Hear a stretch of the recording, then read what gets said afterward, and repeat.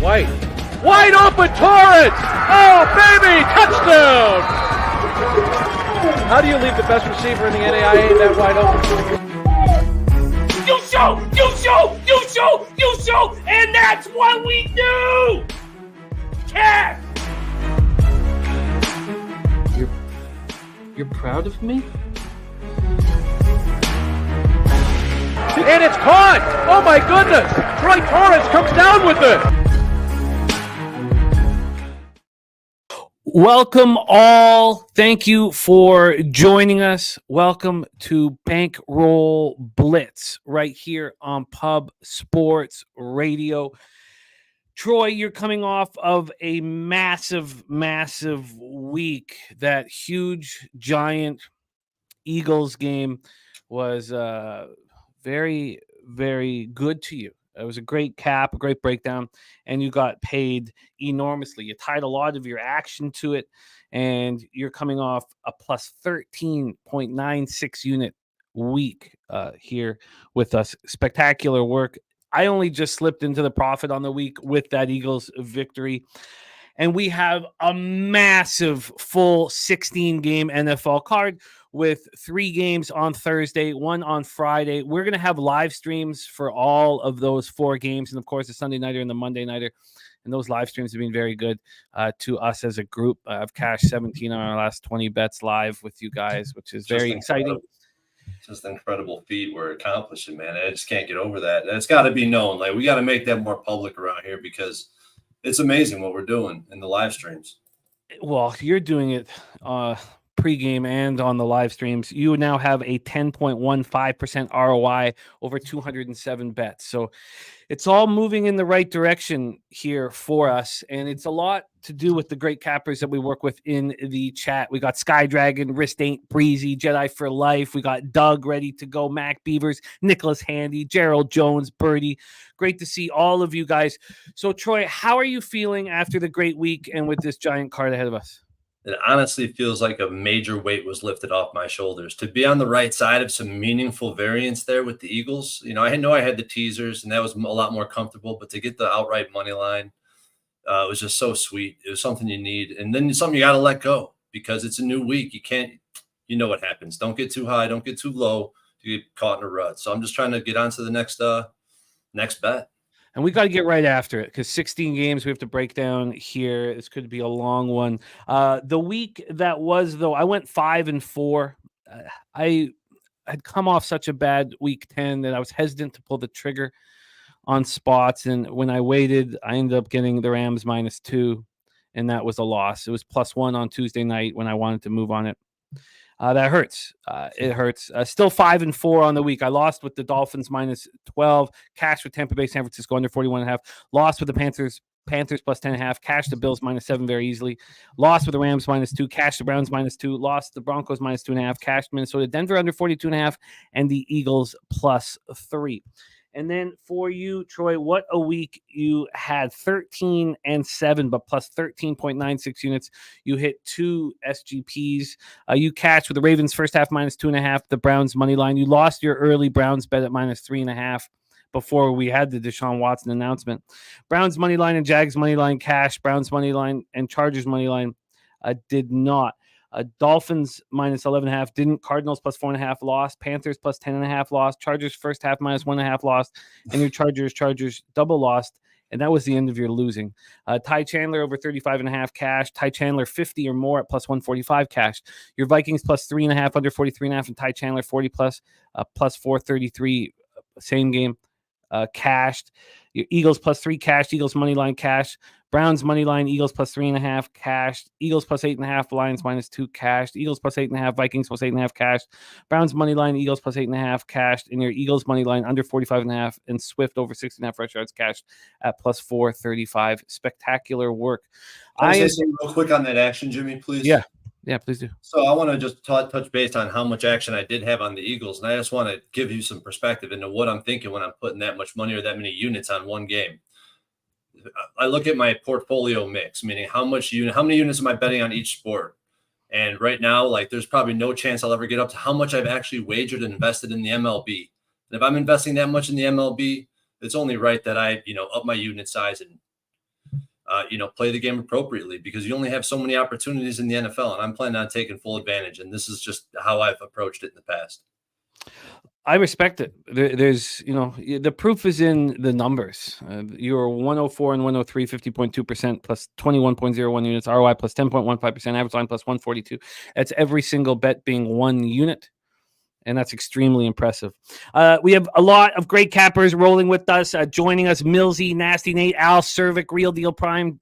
Great to see all you guys. Terry Walker, Gerald Jones, Dabby Cap, Slatsy. Thank you guys for joining us. We have a great group here, and it is now time to get to work. I will be posting all 3 live streams on Thursday. A little 12-hour session for me here with you guys, and I love it. I love it. We're running so hot live, so I'm really excited about getting back, and we're going to be back in action in 36 hours. We also have a couple announcements here. We have our Pubapalooza episode 3, baby. Pubapalooza 3, March 22nd to 24th. Friday, Saturday, Sunday. So fly in on the Thursday, fly out on the Monday, or fly in earlier than the Thursday if you want. But be there for the 22nd, 23rd, and 24th. We got some fun stuff. The poker night. We also have the Spurs Suns on Saturday night. And as we always end with a comedy show on Sunday. It's going to be a lot of fun. And also, we have our big poker tournament this very Friday at Bet Online, and $50 buy-in. You can rebuy for the first 3 levels, and we hope to see you guys with us on Friday. We really hope, because we want to do more of these tournaments, and we can only do that if you are. And if you don't have an account on Bet Online, you can go through our link on our website. If you go through our link, they will match you up to 100% up to $1,000 for a match over at Bet Online. All right, let's get to work right now. We start on Thanksgiving Thursday, 12:30 p.m. Eastern. Green Bay Packers 4-6, 1-4 on the road at the Detroit Lions, 8-2, 4-1 at home. We're at Ford Field in Detroit, Michigan. Let's get right after the line history here for this one. Sitting here with the Lions at -7.5 and -103. They opened up at -7.5, -106. So just 3 cents of movement over to the Green Bay Packers. From a total perspective here, we have a 46.5. That's heavily juiced to the over. The other books are showing a 47. This is legitimately a 47. It was a 46.5 for the pick'em today. This opened up at 45.5. So we've gone up 1.5 here. From a cash flow perspective, 60% of the tickets and 74% of the cash on the Detroit Lions. Lions not moving towards them. From a total look, 57% of the tickets and 61% cash are on this over. Packers coming off that big 23-20 win at Lambeau over the Chargers. Jordan Love had his best game of the season. He was impressive. 27-40 for 322 yards and 2 touchdowns. He did fumble twice. He's got fumbleitis issues. He lost one of them. First Packer to throw for more than 300 yards since Aaron Rodgers on December 12th, 2021. And it was a big rally late. It was impressive. And that they've been so bad at that this year, coming back late. 4 of their 6 losses have been decided by a total of 11 points. Dontavian Wicks led receivers with 3 catches for 91 yards, and he suffered a concussion during the game. He's in protocol. He is not going to be able to get out of protocol by Thursday morning too. So Dontavian Wicks will not be playing here. Now that's not being confirmed, but that can be our guess. They were able to withstand injuries to running backs Aaron Jones and rookie Emmanuel Wilson, who was carted off the field. And A.J. Dillon was the last running back on the roster, and he struggled. 14 carries for 29 yards. Jaden Reed did run 3 times for 46 yards to try and help. Also caught 4 passes for 46 yards. So they've signed James Robinson to the practice squad. You remember the undrafted free agent who rushed for 1,070 yards as a rookie. And, all rookie honors. He was very, very good. Tore his Achilles in 2021. He's not been the same player since. So we expect that he will be in the lineup, but that's tough for a Packers team who will likely be unable to run the ball and won't have Dontavian Wicks, who was their leading receiver last week. They were 7-14 on third down. They've been good at that all year. They're 8th in the league, converting 43.5% of opportunities. Their offense, though, sputters in the red zone, 1 of 2 on Sunday. They're 27th in the league, scoring touchdowns just 47.1% of the time. And you can put the blame partly on Aaron Jones just not being the superstar that we remember him to be. The defense had 2 sacks, 5 quarterback hits. They allowed the Chargers to go 7-14 on third down. They're tied for 17th in the league in third down defense. They did hold the Chargers to 1 of 4 in the red zone. And the Chargers entered the game second in the NFL in red zone offense. So that was impressive. Held the Chargers to just 6 points on their first 3 trips inside the 10-yard line.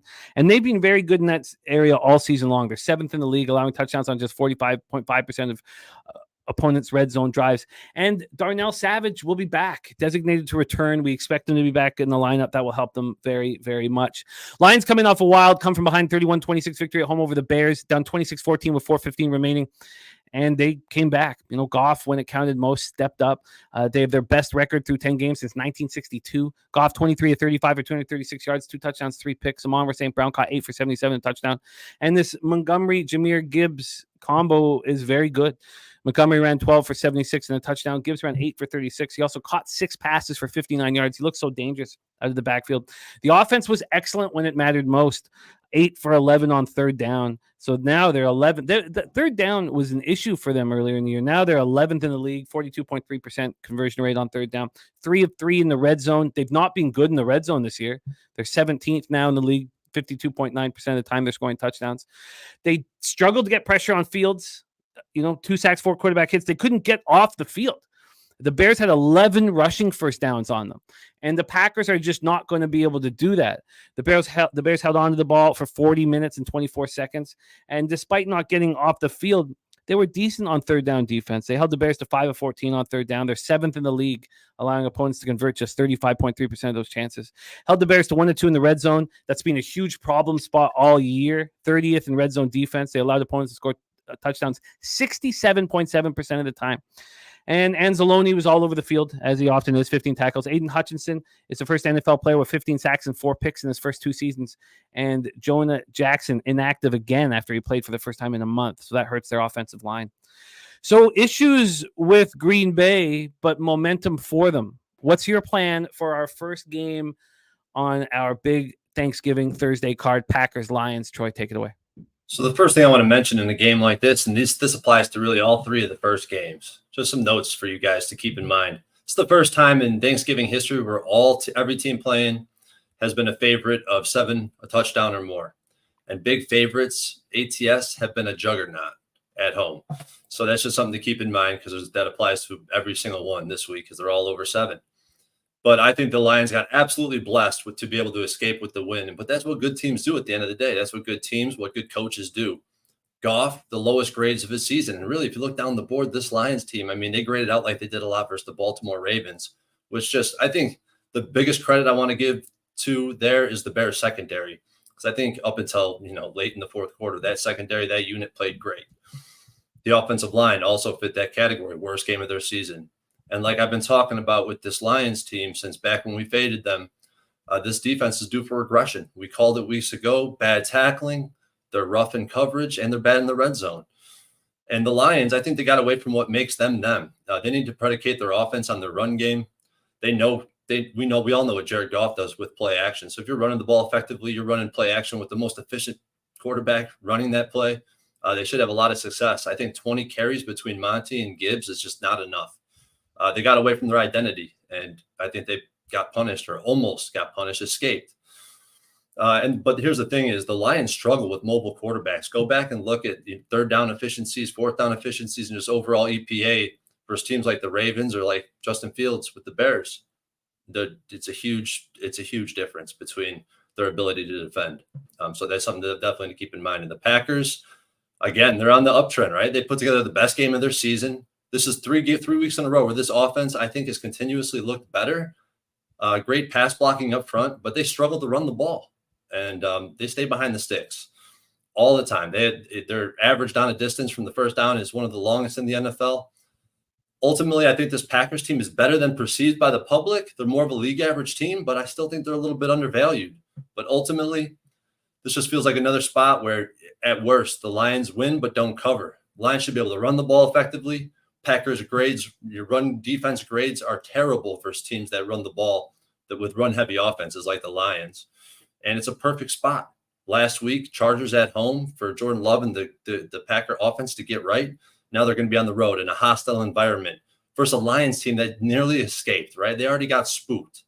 Now in the NBA, I don't like when teams are teetering on a loss, but when you got a good team in the NFL that was teetering on a loss, they usually come in and hammer at home, especially as big favorites, and the numbers bear that to be true. Home favorites in divisional games have been a profitable venture. Home favorites between 7-9 in division games, 27-5 ATS, or 27-5 on a teaser leg, 85%. I'm very interested in teasers. I think there's an edge to be had in teasers, and it won't be there for much longer.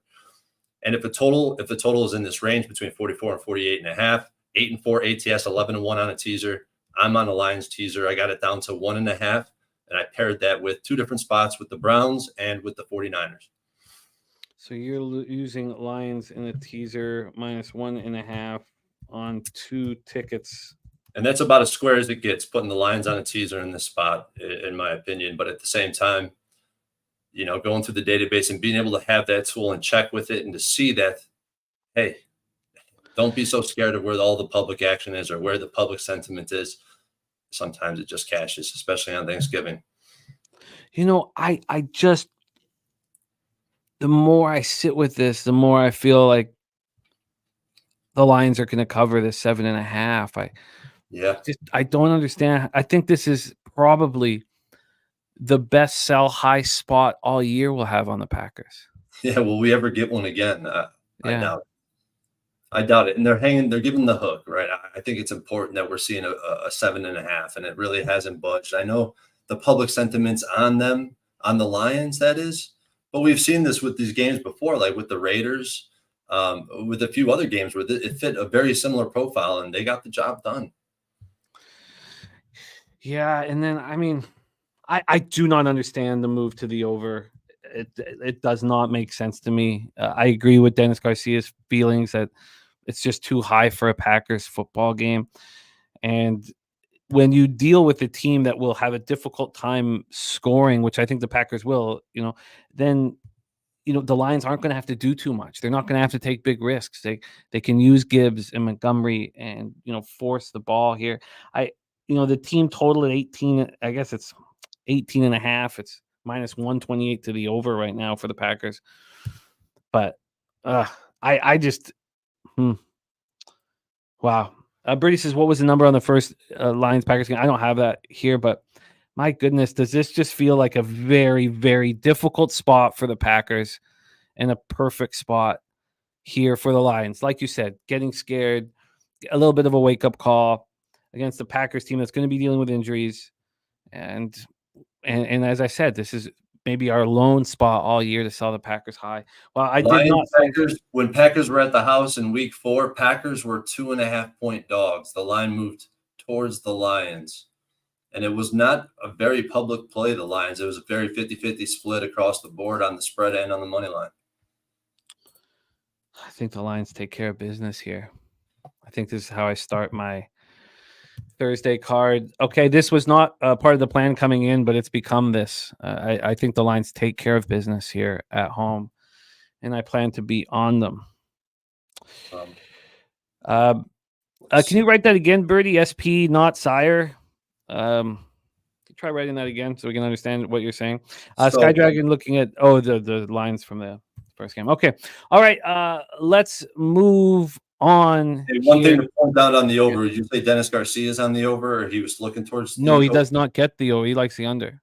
Well, my one concern is here, in this range between the 44 and the 48, the market move to the over is way more efficient than it is to the under. It's hard to find any under trend in the NFL the past 2 seasons. That's what my database is predicated on. But still, it still looks like it goes over more often than not, or much higher than all the unders go relative to the average. Birdie says not sure you're selling high here. I believe this is the highest that we've had the opportunity to sell the Packers since maybe the first couple weeks of the year. Maybe the first 2 weeks of the year, because Love had that great start. I think this is a very high spot. They just beat the Chargers. The Chargers are only 3.5-point dogs to the mighty Baltimore Ravens at home. But we don't have to agree on things. This is all just us working and sharing information and angles. I'm going to be on the Lions. And I will be looking to get a live under, especially if the Lions get up, because I don't think the Packers are capable of playing from behind here. And I don't know how they're going to run the ball. And if you can set yourself up to defend the pass against Jordan Love when they're not able to run the ball, it should be easy. That's what I'm seeing.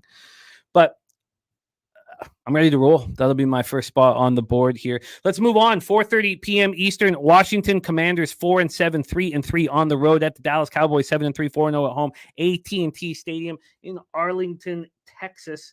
Let's move on to the line history here for this one. I got them both on totals. My fault. Here for the spread. Let's start there. We have Washington as 11-point dogs. That's a lot, man. 3-cent move towards Washington from +11 -106 to +11 at -109. From a total standpoint here, it's sitting at 48.5, juice to the over. This opened up at 47, so we have another total that's gone up 1.5. And let's move on here to it's all good. It's all good, but I didn't even know what Ron Crawford's saying with TTOHER. So it's okay. It's okay. It's been a lot of work today for me to not understand what the chat is writing. Let's get into the cash flow here for this one. From a cash flow standpoint, we have 46% of the tickets and 66% of cash on the Commanders, 71% of the tickets and 74% of cash on the over. It was not a good move. Detroit team total over. Okay, I feel you, Ron. This was not a good move fading Dallas last week, but I watched that first half and the Panthers made boneheaded decisions, penalties, mistakes to put themselves in that 17-3 hole. Now they could not come back from it, but it was closer than it looked at first, but then it was just a steamroll. Commanders coming off an ugly 31-19 loss at home to the lowly Tommy DeVito-led New York Giants. It was a crazy football game, man. Washington has lost 7 of 9 now. Threw 3 interceptions and lost 3 fumbles. They lost despite getting 28 first downs compared to the Giants' 13. They outgained the Giants 403 to 292. Sam Howell was 31 for 45 for 255 yards, 1 touchdown, 3 picks. He also ran 3 times for 35 yards, touchdown. Logan Thomas caught 5 passes for 58 yards, but he was one of the culprits with a lost fumble. It's not the first time we've seen Logan Thomas do that too. When he tries to do too much, the ball comes out of his hands. Byron Pringle, Chris Rodriguez Jr. were the other culprits. Brian Robinson ran 17 times for 73 yards, caught 7 passes for 58 yards. He also fumbled, but Jamison Crowder recovered it. I mean, it could have been even worse. It was just one of those games for Washington. They were 5 of 13 on third down. They're 19th in the league, converting just 37.3% of third down opportunities, 2 of 3 in the red zone. They've been good there all season. They've got playmakers, and Howell's good around the red zone too. They score 58.8% of red zone drives. They got a lot of pressure on DeVito. They sacked him 9 times, hit him 11 times, but they still allowed him to throw for 246 yards and 3 touchdowns. They held the Giants to 5 of 14 on third down. They're 13th in the league, allowing opponents to convert 38.1% of opportunities.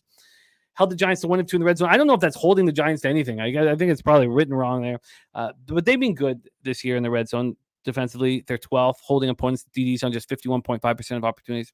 F.A. Obata was carried off the field with a right leg injury, multiple fractures to his leg. He will miss the rest of the season. F.A. Obata was starting for James Smith-Williams, and he has been out with a hamstring injury. So if he can't play, then Washington only has 3 healthy defensive ends on their roster, and Toole, KJ Henry, and Andre Jones Jr. I mean, they got rid of Montez Sweat and Chase Young, and now they're dealing with injuries there. Undrafted rookie Joshua Pryor was activated from the practice squad for Sunday's game. Antonio Gibson was inactive because of a toe injury. Defensive end James Smith-Williams, as I talked about, out with a hamstring injury. So is fullback Alex Arma. Washington announced this morning that they've opened the 21-day practice window for Cody Barton. That would be a big help if they could get him back. Cowboys coming off that dominant 33-10 win at Carolina. Dak, 25-38 for 189 yards, 2 touchdowns, no picks. Brandon Cooks led receivers with 3 catches for 42 yards. CeeDee Lamb caught 6 for 38 and a touchdown. Tony Pollard ran 12 times for 61 yards, touchdown. That was Tony Pollard's first touchdown since week 1. But they went 6 of 17 on third down. The Cowboys are 3rd in the league, converting third downs 46.8% of the time. And 2 of 4 in the red zone. They're mediocre there. They're mediocre in the red zone.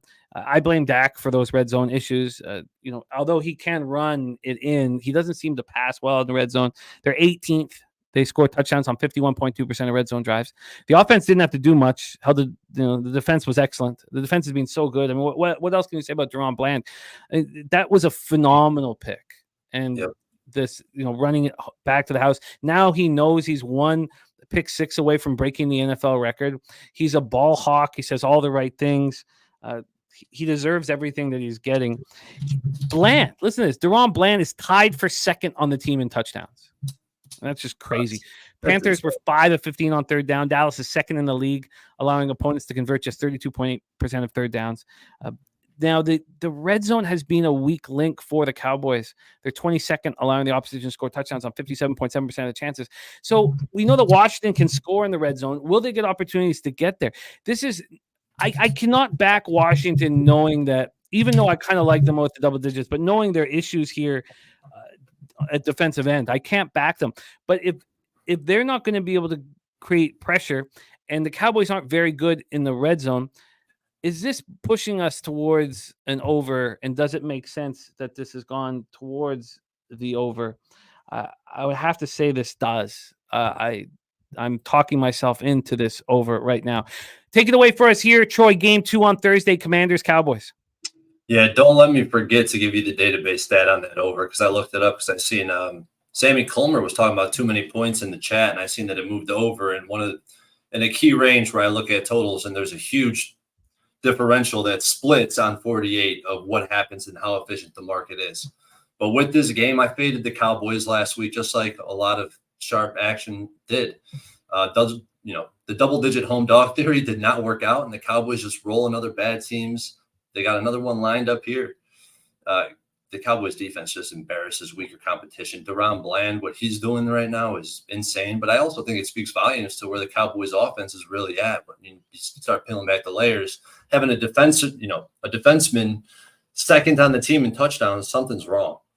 And the Commanders, they stepped it up versus good competition. So I'm kind of like on both sides of the fence here on the side. Eagles and even the Cowboys last year, they stunned the Cowboys, and that actually plays into kind of the back and forth nature too. This is a revenge game. They lost as big favorites in Washington last year. 3 fumbles lost and 3 interceptions, 21 points off turnovers for the Giants and Tommy D. What a dog that guy is, huh? They managed over 400 yards of offense, 2 or 3 of the red zone, but only 19 points to show for it. It's just incredible. I want to back this Commanders team in this spot. I really do, at heart.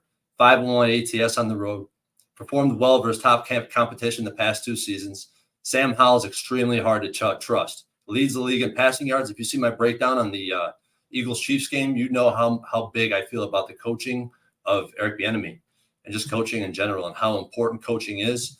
Having him in your side, for young Sam Howell in this Washington Redskins offense is massive.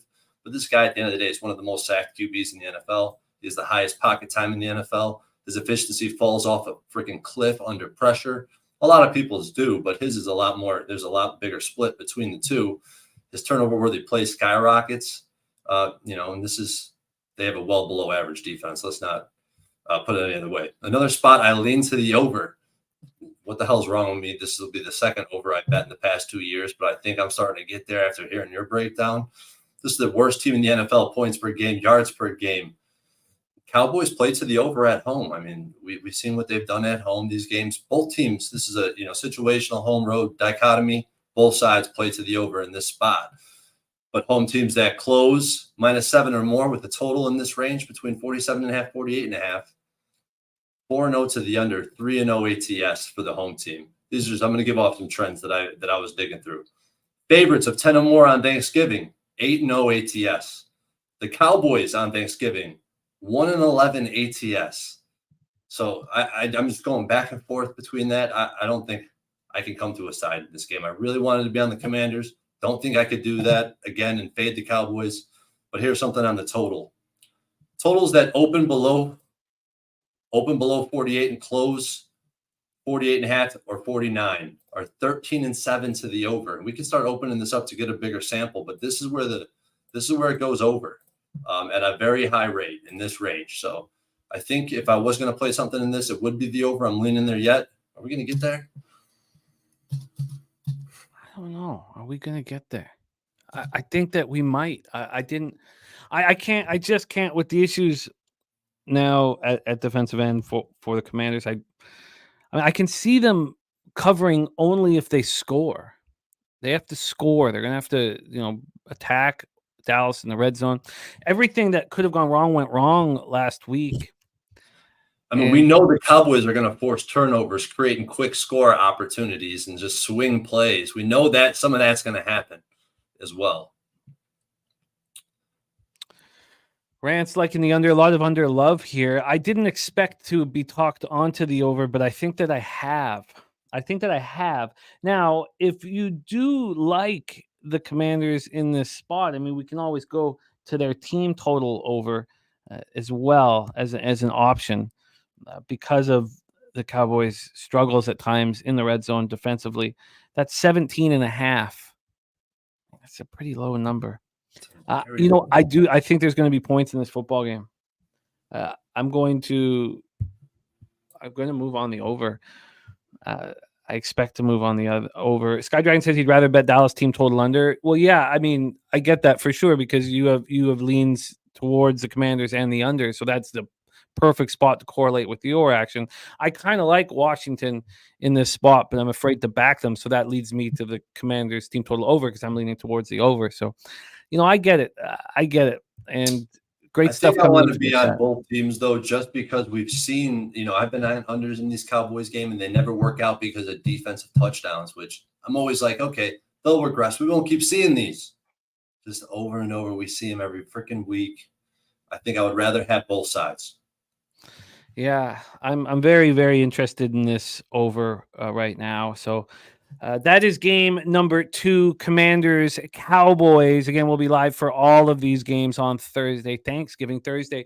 Let's move on to the night game, 8:20 p.m. Eastern. San Francisco 49ers, 7-3, 3-2 on the road at Seattle Seahawks, 6-4, 4-1 at home at Lumen Field. Seattle, Washington, 42 Fahrenheit clear, 5 miles per hour. Let's take a look at the line history here for this one. We have the Seahawks at +7 right now at home, +7. They opened up as 6-point dogs. They're now 7-point dogs. There was a time when this +7 was at -127. It's down to -112. It just seems like it's nonstop 49er cash coming in. When I watch these Seahawks, I've been like, this is not a very good football team. But, their record is pretty good. They went into Detroit earlier in the year and beat the Lions. They've done some impressive things. This total is sitting at 42.5. There was a time when these two teams played where I'd be so confident in unders. The Niners have changed a little bit in their makeup offensively. They just seem so much stronger than in years past. This total opened up at 43.5. It's at about a 43 right now. It says 42.5, but the over is -117 and the under is +102. Terry Walker says San Francisco. Doug says Seattle will be up for this game. You're right. Seattle will be up. They're going to care a lot about this football game. From a cash flow perspective here for the final game of our Thursday night Thanksgiving games, 80% of the tickets, 81% of cash on the Niners. We know they're going to be a very, very public road favorite. 75% of the tickets, 90% of cash on the under. So Niners coming off a 27-14 win at home over the Buccaneers. They outgained the Bucs 420 to 287. Brock Purdy was excellent. He was very good. 21-25, 333 yards, 3 touchdowns, no picks. Him and Joe Montana, only Niners quarterbacks to post a perfect passer rating in a game with at least 15 attempts. Purdy over his last 2 games, 78.4% completions, 629 yards, 6 touchdowns, and no interceptions. He threw 5 interceptions in that 3-game losing streak. Ayuk, monster, 5 catches for 156 yards and touchdown. Kittle caught 8 for 89 and touchdown. McCaffrey ran 21 times, 78 yards. And, of course, he got a touchdown again after not getting one for the first time in a 49ers uniform in the regular season. So he took care of business. They were 4 of 10 on third down. That's right around where they are over the year. 6th in the league, converting third downs 44.3% of the time. They were 2 of 4 against the Bucs in the red zone. And the Buccaneers have the best red zone defense in the NFL. So that's not, that's tough. They're tied for 6th in red zone offense, scoring touchdowns 60% of the time. They were able to convert third downs. The Buccaneers were able to convert third downs, which was a surprise. Both teams went 7-14. The Niners defense is ranked just 23rd in the NFL, allowing opponents to convert 40.9% of the time. The pass rush looks strong. 4 sacks, 8 quarterback hits. They held the Bucs to 2 of 4 in the red zone. They're 18th in the NFL, allowing opponents to score touchdowns on 54% of their chances. So we have a Niners defense that's 23rd in third down defense, 18th in red zone defense. Just lost Talanoa Hufanga for the rest of the season. It's possible that the Niners defense is overrated. That's what I'm starting to feel about this group. And losing Hufanga, hurts them so bad. He's so phenomenal in pass defense. He's just a phenomenal football player. It's a big loss. Seahawks coming off a 17-16 loss at the Rams. Geno Smith, 22-34 for 233 yards and a touchdown. He left the game getting hit in the third quarter, a hit from Aaron Donald. He's listed as questionable, but Carroll says he's going to be good to go and not to be concerned. DK Metcalf caught 5 passes for 94 yards and 1 touchdown. Kenneth Walker left the game in the first quarter with an oblique injury. Right now, Carroll said he's not a candidate for the IR, but he's going to miss time. He won't be playing, so it'll be the Charbonnet show. He had 15 carries for 47 yards, caught 6 for 22. The Seahawks, these stats, I mean, we go over them each week, and they're bad. They're just so bad, these stats. Not the team, but these stats are bad. They're 30th on third down all year. They convert 31.7% of third downs. They are 22nd in red zone offense. They score touchdowns 48.6% of the time. And it's even worse when we get to their defense. Now, their defense held the Rams to 123 yards in the first 3 quarters of the game, held them to 267 total yards, held them to 2 of 9 on third down. They're 29th in the league defensively on third down, 29th. In the red zone, they're 28th in the league defensively. I mean, it doesn't matter. It's hard to find stats where the Seahawks are a good football team, I guess, unless you look at their win-loss record. Jamal Adams set out with a knee injury.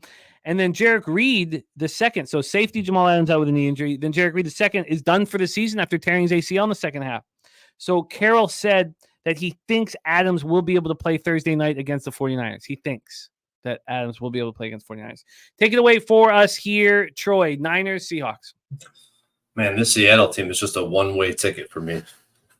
They fit into the fraudulent bad category along with the Giants. The Giants still from last year, I feel like I knew what the Giants were. I talked about it a lot earlier in the season.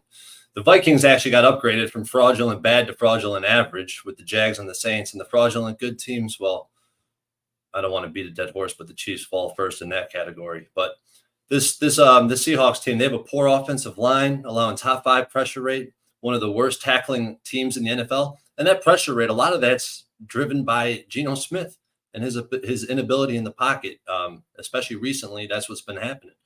They're 30th in the NFL, like you said, on third down, 30% conversion rate, bottom third in the red zone offense. And Geno Smith, this man needs a clean pocket to throw from. And one thing I want to continue to beat home is strength of schedule. I like to look at it a lot. I think it's very important to kind of benchmark where this team should be. They've had the weakest strength of schedule. I've said it before. I don't think this team ends up making the playoffs. That means they're only going to win 2 more games this season, 3 at most, in my opinion. I do not think this game is going to be one of them because what I just talked about, those 5 metrics, it's not the formula for success versus the Niners, who have the best graded pass rush in the NFL versus a bad offensive line and Geno Smith. And, Geno Smith, he's starting to become this quarterback that people believe in, and they like the story of the Seattle Seahawks. They like the coach. I feel like they're just gravitate towards this guy who's been a journeyman, and now he's kind of developed into a player that is he a starting quarterback in the NFL? I don't think so. Because if you want to beat the Niners, like I said, this is not the formula. One of the most efficient red zone offenses in the NFL, and players that they'll punish bad tackling defenses, and that's exactly what the Seattle Seahawks team is. They grade out as one of the worst tackling defenses, and I think that all the playmakers on this 49er offense will completely expose them. If you want to beat the Niners, you run the ball, you stop the run. I don't think Seattle will be able to do either. And usually I wouldn't like the 49ers in this spot because if you look at what they got on deck, they got the Eagles on the road in a freaking, NFC championship revenge game. But this is for first place in the division. Let's not forget the Seahawks right now are lucky to be 1 game behind the San Francisco 49ers. I think they know it, and I think they're going to come out ready. And this spread being where it is says that to be true. Since 2018, road favorites between -6 and -7, 17 and 12 ATS at 60%, 26 and 4 on a teaser. But if it's after week 10, when we start to know who these teams are as, complete units, 14 and 5 ATS, 73%, 18 and 1 on a teaser leg. Most importantly, road favorites on Thanksgiving since 2004 are 24 and 1 straight up, 19 and 6 ATS. The 49ers have covered 3 straight games in a road against this team, 2 times as a home favorite of more than a touchdown, and this game as a road favorite. And last time they were -3, now they're -6.5. More line functionality in favor of the San Francisco 49ers. So I moved heavy on the 49ers, especially on the teaser leg with the Browns. So I got the Browns up to 8.5. I got the 49ers down to a half minus a half because I took it at 6.5. Because I also bet the spread. This is how I play these games. I bet the sides and I bet the teasers. So I got both. So you have Browns, 49ers in a teaser. You have the Niners -6.5 as well. And -112. Niners -6.5, -112. What is your feeling on the total in this one? I fully, after listening to Pete Carroll talk, there's just a pretty calm about Geno Smith playing. He's not going to practice. He'll play Thursday. What is your feeling on this total at this point? Well, if Geno's beat up at all at this point and this 49ers pass rush starts to get after him, it's not going to look pretty for the Seahawks or Geno Smith. My feeling on the total is that I really don't have a feel. I haven't dug into it enough because I'm so heavy on the side.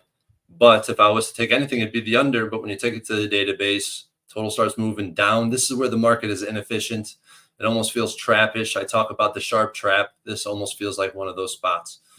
And I'm going to talk about a spot later where I like a total to go under because it moved to the over in the same range. So this is just the opposite of that, the vice versa.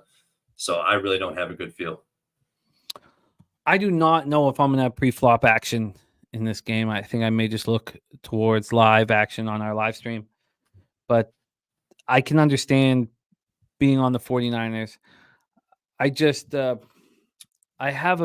This is a huge game for the Seahawks. And you talked about the Niners having the Eagles on deck. I worry a little bit about selling the Seahawks at the floor, even though I do not think they're a good team. Right. I do have a little bit of concern on that. I don't know if I move here pre-flop, but I like the idea of being able to. I know for a fact in this case, people are going to look at the Seattle Seahawks and see value in the number itself, whether it be sharp action or recreational action. It doesn't matter to me. All that matters to me is that there's money on the other side because the 49ers are going to wipe the floor with this team. And right now it's just 19% of the tickets and 19% of the cash. And we have a decent amount of sample size of tickets at this point, 27,000. All right, let's roll on. We roll on to Friday, November 24th. Mike M will be hosting this Miami Dolphins New York Jets live stream right here on Pub Sports Radio, MetLife Stadium in East Rutherford, New Jersey. 48 Fahrenheit, partly cloudy, 3 miles per hour. Let's get into the line history here for this one. The Fish are 10-point favorites. They opened up as 7.5-point favorites, and they're now 10-point favorites. It is juiced to the Jets, but that's a big 2.5-point move with the idea that Tim Boyle will be under center and not Zach Wilson. From the total, we're sitting at a 40. Most of the books are hanging 41s. This opened up at 42. It's dropped to 40 at Pinnacle, but it's -117 to the over. Let's get over to the cash flow then for this one. Our lone Friday game. You have 26% of the tickets and 33% of cash on the Jets, but the line is moving fast towards the Dolphins. You have 53% of the tickets and 82% of cash on the under. Big bets coming on the under, and the market moving in that direction. For the Fish, they come in off a very underwhelming 2013 win at home over the Raiders. Despite their fewest points at home all year, they are undefeated there. On the road, though, 2-3. Tua Tagovailoa, 28-39 for 325 yards, 2 touchdowns and a pick. He also lost a fumble. Tyreek Hill caught 10 passes for 176 yards and a touchdown. And Devon Achane missed 4 games with a knee injury. He left the game on the second drive, with knee issues and did not return.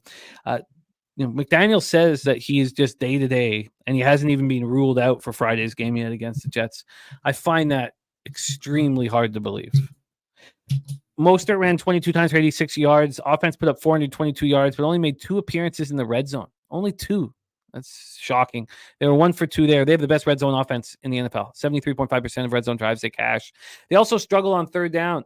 And they're not that good. They're pretty mediocre on third down. 17th in the league, converting just 38.3% of the time. They were 3 of 11 against the Raiders. Their defense was very strong. Or is the Raiders' offense very poor? The Raiders got 12 first downs, 1 failed trip into the red zone. And that has been a major weak spot for the Dolphins. And it's going to hurt them when they're up against an elite football team. This team is 29th in the league, allowing opponents to score 65.6% of red zone chances. They held the Raiders to 414 on third down. They're 11th in the league in third down defense. Held the Raiders ground game to just 36 yards on 16 carries. Look, that was impressive. Their pass rush finished with 2 sacks and 6 quarterback hits. Jalen Phillips was excellent. 6 tackles, 2 sacks, 3 quarterback hits, 1 pick. Jalen Ramsey had 2 interceptions. He's 3 takeaways now in 3 games after missing the first 7 with a knee injury. The Jets come in after their 3rd straight loss. That was the easiest spot on the board. I should have also had the team total for the Bills, but ugly 32-6 setback at Buffalo. The 32 points they allowed, that's the most since December 5th in 2021. They were outgained 393 to 155, and no more Zach Wilson. 7 of 15 for 81 yards, a touchdown and a pick before he's pulled for Tim Boyle. Boyle will start this week. The offense was a disaster, and I don't see how that changes. Breece Hall ran for just 23 yards on 10 carries. Without the ability to throw downfield, Hall also led receivers on just because of checkdowns. 5 catches for 50 yards. Garrett Wilson, 2 catches for 9 yards despite being targeted 8 times, and he lost a fumble. So did Xavier Gibson. The offensive line was awful. 6 sacks, 8 quarterback hits. They finished 0 for 11 on third down. They have by far the worst third down offense in the league. 22.9% of third downs do they convert. They're 1 for 1 in the red zone. Again, they have the worst offensive red zone numbers in the league, 26.1% cash rate. They couldn't develop any kind of pass rush. 1 sack, 4 quarterback hits. The Bills scored on 6 of their first 8 possessions. So they held the Bills, who are 2nd in the league on third down, to 5 of 13 in that aspect. They're 20th in the league, allowing opponents to convert just 39.6% of third down opportunities. The Bills are ranked 3rd in the league in the red zone, and the Jets held them to 1 of 4 there. This is the 5th best team in the league in the red zone. With all of this now starting to come together, I don't see why the under wouldn't be an attractive look here. I get why it's dropped the way it has. That makes sense to me. Maybe it's too low now. Take it away for us here, Troy. This is our Friday night stand-alone game, Dolphins-Jets. Yeah, at first glance, I did not think I was going to have any action in this game. You got 2 conflicting narratives: Eagles on the road versus good or bad teams, or good defenses or good teams in that matter. They've not performed well, and that's been 2 consecutive years. And this Jets offense is about as undesirable as it damn gets. Tim Boyle from Eastern Kentucky. People think that the quarterback is the issue, that Zach Wilson is the issue. And although I cannot say that he's not, at least a big part of the issue, you've got to look at Nathaniel Hackett and Robert Saleh and this offensive play design and scheme in general. Versus a Raiders run defense that gets gashed on every single week. The Jets head into the second half with the lead, and they run the ball 2 times the entire half, none of which were on first down. Completely unacceptable. I think it's time to start cutting slack to these Jets QBs. You can cut slack, do what you please, but I think that it's a lot more to do with the coaching than it is with the quarterback play.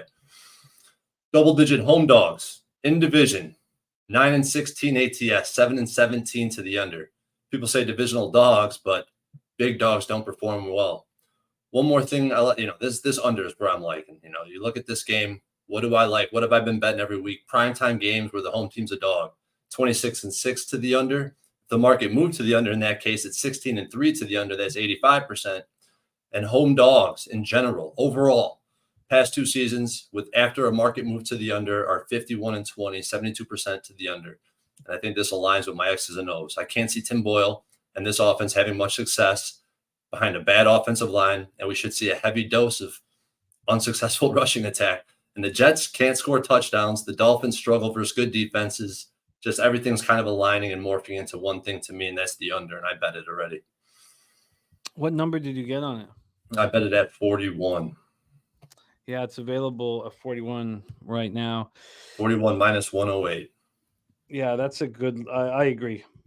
This is the Jets will have to play tough defense, and I think we can count on them at home to do that.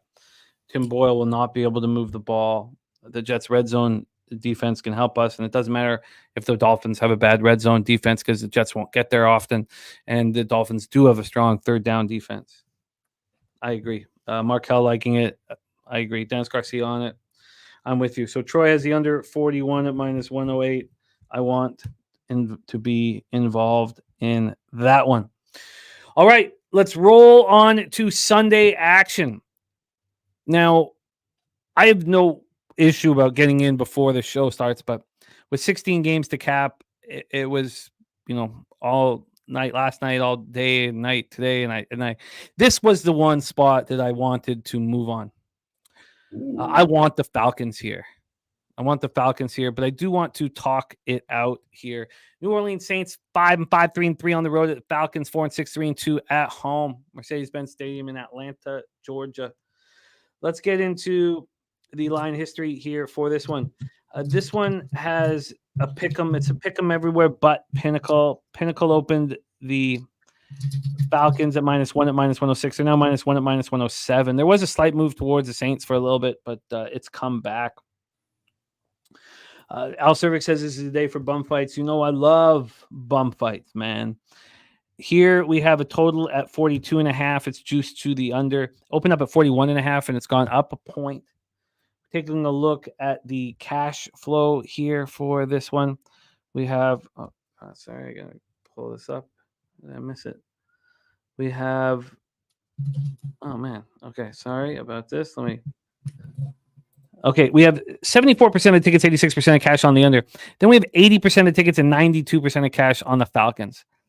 So that's slowed me down from moving on it immediately, although I'm very interested in it.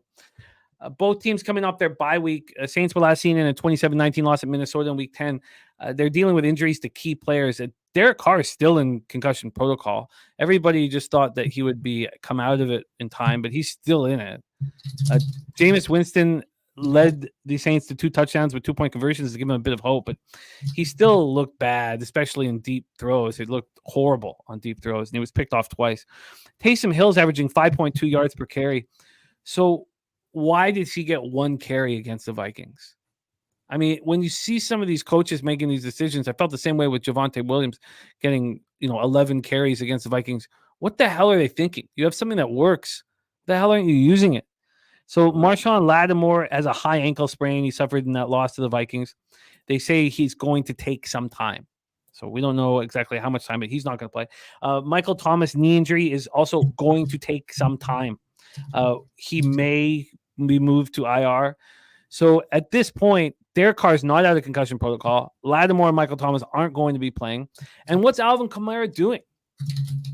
They're 3-4 since he came back. He's rushing for 3.7 yards per carry. That would tie his career low. They do not have a victory over a team that has a winning record. The defense does not look good. They've struggled badly in the first half in 5 straight games. 5 straight games they've allowed double digits. 17 to Houston, 17 to Jacksonville, 20 to Indy, 14 to Chicago, 24 to Minnesota. And they can't contain quarterbacks who run well. Dobbs ran for 44 yards and was in control. Remember when they played the Bears, Tyson Bagent ran for 70 yards against them. Trevor Lawrence ran for 59 in Week 7. Cameron Jordan, where is he? He's 2 sacks this year. Now, saying all of this, they're at the top of the NFC South, and they are tied for the lead in takeaways. They're 10th in the NFL in yards allowed, 9th in points allowed. But they only have 18 sacks. That's 26th in the league. Offensively, they're 12th in yards per game. We know Carr is able to do that, but he can't put points up on the board. They're 22nd in third down efficiency. They're 24th in red zone efficiency. It's just not a good football team. And you could say, yeah, they're the Falcons. That's fine. They were last seen in their 3rd straight loss, 25-23 setback at Arizona. They've lost 3 straight teams to quarterbacks that were, in massive changes. They lost to Levis in his NFL debut. They lost to Dobbs in his first game with Minnesota. And they lost to Kyler Murray in his first game in over a year. Ritter is back to being the starting quarterback. Supposedly that has nothing to do with Heineke's injury. That's just what he thinks gives them the best chance to win. And Heineke has a hamstring injury, so Logan Woodside is going to be the backup. The Falcons have lost 4 or 5. Turnovers have been a huge problem. I like that Ritter just watched for a couple weeks, just watched for a little bit until he came in Heineke's injury. And he didn't look bad then, but this passing game looks awful. And they're getting nothing out of Kyle Pitts. They're getting nothing out of Drake London. Bijan Robinson looks like the man. They're hoping to have Matt Collins and D. Alfred back. They both got hurt in the Cards game. They're 12th in the league in third down. They're 16th in the league in the red zone. Defensively, they're 4th in the league in third down, and they're 6th in the league in red zone defense. That's pretty impressive, 34.4%, 44.8% respectively. I just am a little worried that everybody else is seeing the same thing. And there's 80% of the tickets and 92% of the cash on the Falcons. I want the Falcons.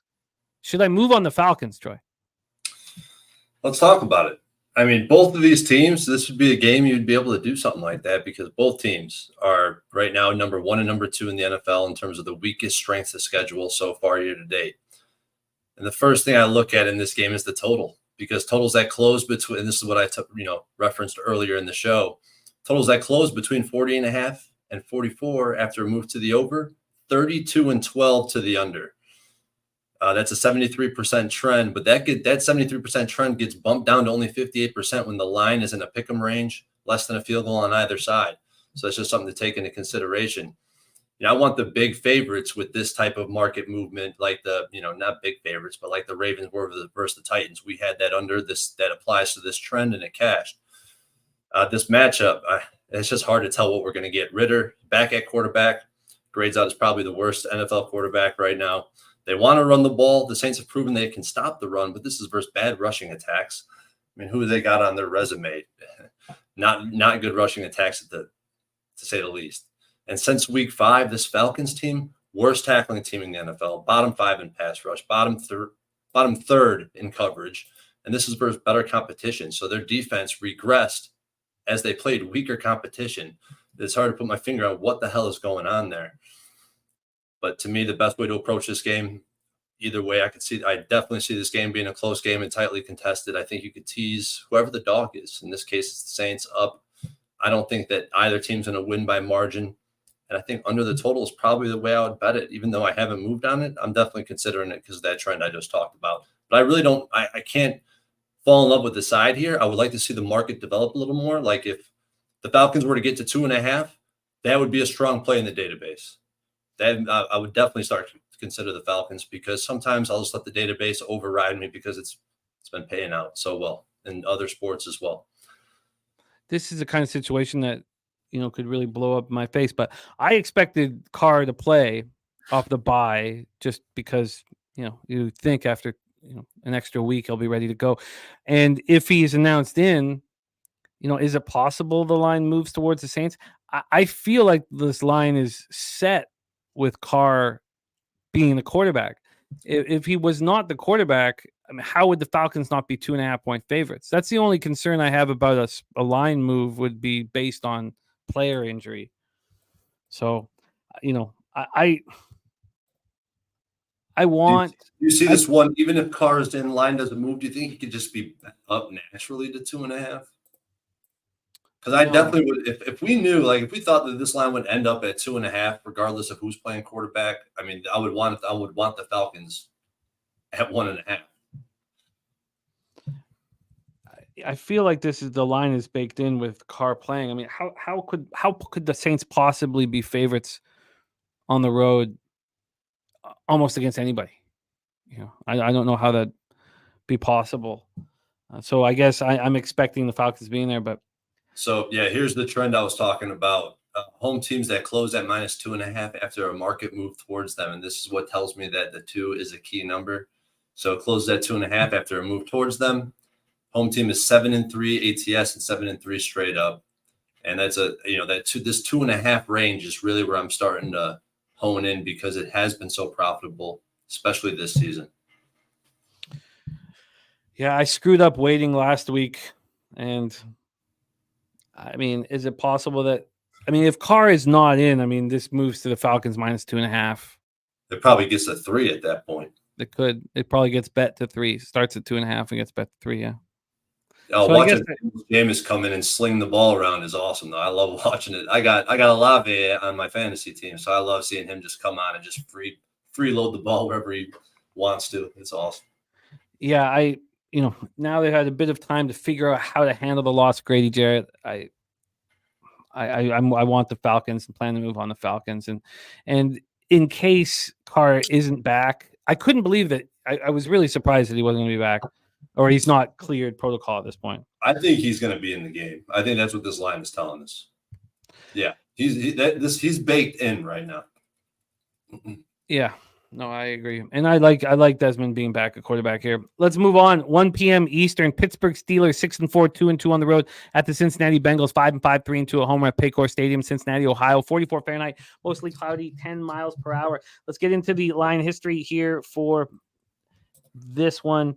This was going to be such a fun football game at one point. Now it's a mess. It's too bad that Canada got fired, because I was going to, and maybe I still do it, but I wanted the Bengals with Browning here. I know it. But the firing, we know what teams do when they have someone new in charge, and we'll go over that. This opened up with the Bengals -1 at plus 104, or sorry, -1 at plus 104. It lasted there for 4 minutes. 4 minutes until they became, it's probably better to look at it from a money line perspective, because the ones are kind of somewhat tricky to fully comprehend. So let's just move over to the money line here. On the money line at Pinnacle, this opened up with Cincinnati -107, and right now, opened at -104. Right now they're at -107. Cincinnati got up to plus 103, but now they're slight favorites. If Pittsburgh made no changes, I would be on Cincinnati already. I'd already be on them, and I'd be talking about how I'm betting them. I cannot do that, though, just because of what happened to me when I was on the Giants, how horrible that worked out for me, like in Vegas. And that our Tuesday show was before Vegas fired everybody and Antonio Pierce took over. I mean, would I have made the bet if I had known about that? No. This total is at 34.5. Is extremely low. I mean, it's just ridiculously low at this point. There's been no movement on the 34.5. I understood a ridiculously low total in Pittsburgh, Cleveland. Here with Cincinnati, Pittsburgh, and a new offensive coordinator, is this too low? I mean, from a cash flow standpoint, you have 74% of the tickets and 99% of the cash on the under. 74 and 99 on the under. Then you have 63% of tickets and 59% of cash on the Pittsburgh Steelers. So Steelers coming off an ugly 13-10 loss at Cleveland that finally cost offensive coordinator Matt Canada his job. Running backs coach Eddie Faulkner is expected to take over as offensive coordinator, and quarterback coach Mike Sullivan will be the play caller at this point. If we look at what life was like under Canada, it was horrific. 29th in points per possession in 3 years he's been running? How long has he been running? 30th in yards per possession under Canada. They were 28th, 3 seasons. 28th in total yards, 28th in points scored in Canada's 3 seasons. Pickett has the lowest pass touchdown rate at 1.9% by any quarterback with 500 plus attempts since 1970. That's how bad this Pittsburgh offense is. They averaged 16.6 points per game. That's 28th in the NFL. They averaged a 0.7 pass touchdowns per game. That's 31st in the NFL. Against the Browns, Pickett was 15 to 28 for 106 yards, no touchdowns, no picks. Pittsburgh outgained for the 10th straight week. They had just 64 yards of offense in the first half. If it wasn't for Jaylen Warren breaking one play, I mean, this is another just horrific game statistically. George Pickens led receivers with 4 catches for 38 yards. Warren looks really good. 9 carries for 129 yards, touchdown. 12 first downs. They were 3 of 14 on third down. They're 25th in the league, converting just 34.6% of third downs. 0-1 in the red zone. They're 25th in red zone scoring. They scored touchdowns 47.4% of the time. The defense could not get pressure on Dorian Thompson-Robinson. I've been saying this for 6 weeks, that I know they have these famous last names, and they get, Hayward back. It doesn't matter. This pass rush is not. It's very pedestrian with superstars like Watt and Highsmith. It's very pedestrian. They won sack, 4 quarterback hits. They held the Browns to just 4, and that's the Browns team that had their offensive line, destroyed with injuries. They held the Browns to 4 of 17 on third down. They're 17th in the league, allowing third down conversions, just 39.2% time. Held the Browns to 1 of 3 in the red zone. They're 4th in the league in the red zone. Now they have no Keanu Neal, who's on IR. Fitzpatrick has now missed 3 straight games, at least 2, and Elijah Riley, he got hurt. So if Fitzpatrick doesn't come back, they're down 3 safeties. If Fitzpatrick comes back with a hamstring injury, can he go all out? And what happens if he gets hurt again? How do you not bet the Bengals here? It just sucks that Canada got fired. The Bengals coming off extra rest. It was a very costly 34-20 loss. Burrow done for the year with a wrist injury. Jake Browning came in 8 of 14 for 68 yards and a touchdown. He also ran 4 times for 40 yards. Tanner Hudson caught 4 passes for 49 yards. Joe Mixon ran 16 times for 69 yards, caught 5 for 31 and TD. Jamar Chase can choose when he wants to be the best receiver in the league. I fear that he's going to check out. That's my fear. He caught 2 passes for 12 yards and a touchdown. He was targeted 7 times. They were just 2 of 11 on third down, and all these offensive numbers are about to take a big dip. The defense did not look sharp. The Ravens put up 405 total yards, 6 of 12 on third down. Cincinnati is just 28th in the league, allowing opponents to convert 43.8% of third downs. They let the Ravens go 3 of 4 in the red zone. They're 17th in the league, allowing touchdowns on 53.9% of opponent red zone opportunities. The pass rush had 3 sacks, 5 quarterback hits. We didn't think Trey Hendrickson would play. He was unlikely with that hyperextended knee, but he got a sack. Sam Hubbard still out of the lineup. And now Cam Taylor-Britt has a quad issue. He's listed as day-to-day. I don't see how this isn't too low of a total, and I don't see how the Bengals aren't live here. I just fucking hate that the coaching change is made. Take it away, Troy. The next 3 or 4 games, I don't have much on, not specific to this game, but I need to go back and watch the tape of some of these few games that are coming up. But with this game, there's 2 conflicting narratives that I struggle to get past. And before you go back in the Steelers, think about this right now. The Steelers against the Bengals, who have been very lackluster all season, now lose their best player, that the engine to their team, and they're still in the pick'em range. I mean, it just blows my mind. I don't think it's something I would ever ape in on right away without kind of critically thinking about it. But the 2 conflicting narratives. Oh, shit. Hold on. Let me go back here. Tommy DeVito has more career games with multiple touchdown passes than Kenny Pickett. Holy crap. Tommy D, the boy from NY. That just blows my mind. I know that, finally they fired Canada. And that's something, a spot you'd usually want to back. Look what happened to the Raiders. Look what happened to the Bills when they fired their offensive coordinator. Their offense got right back on track.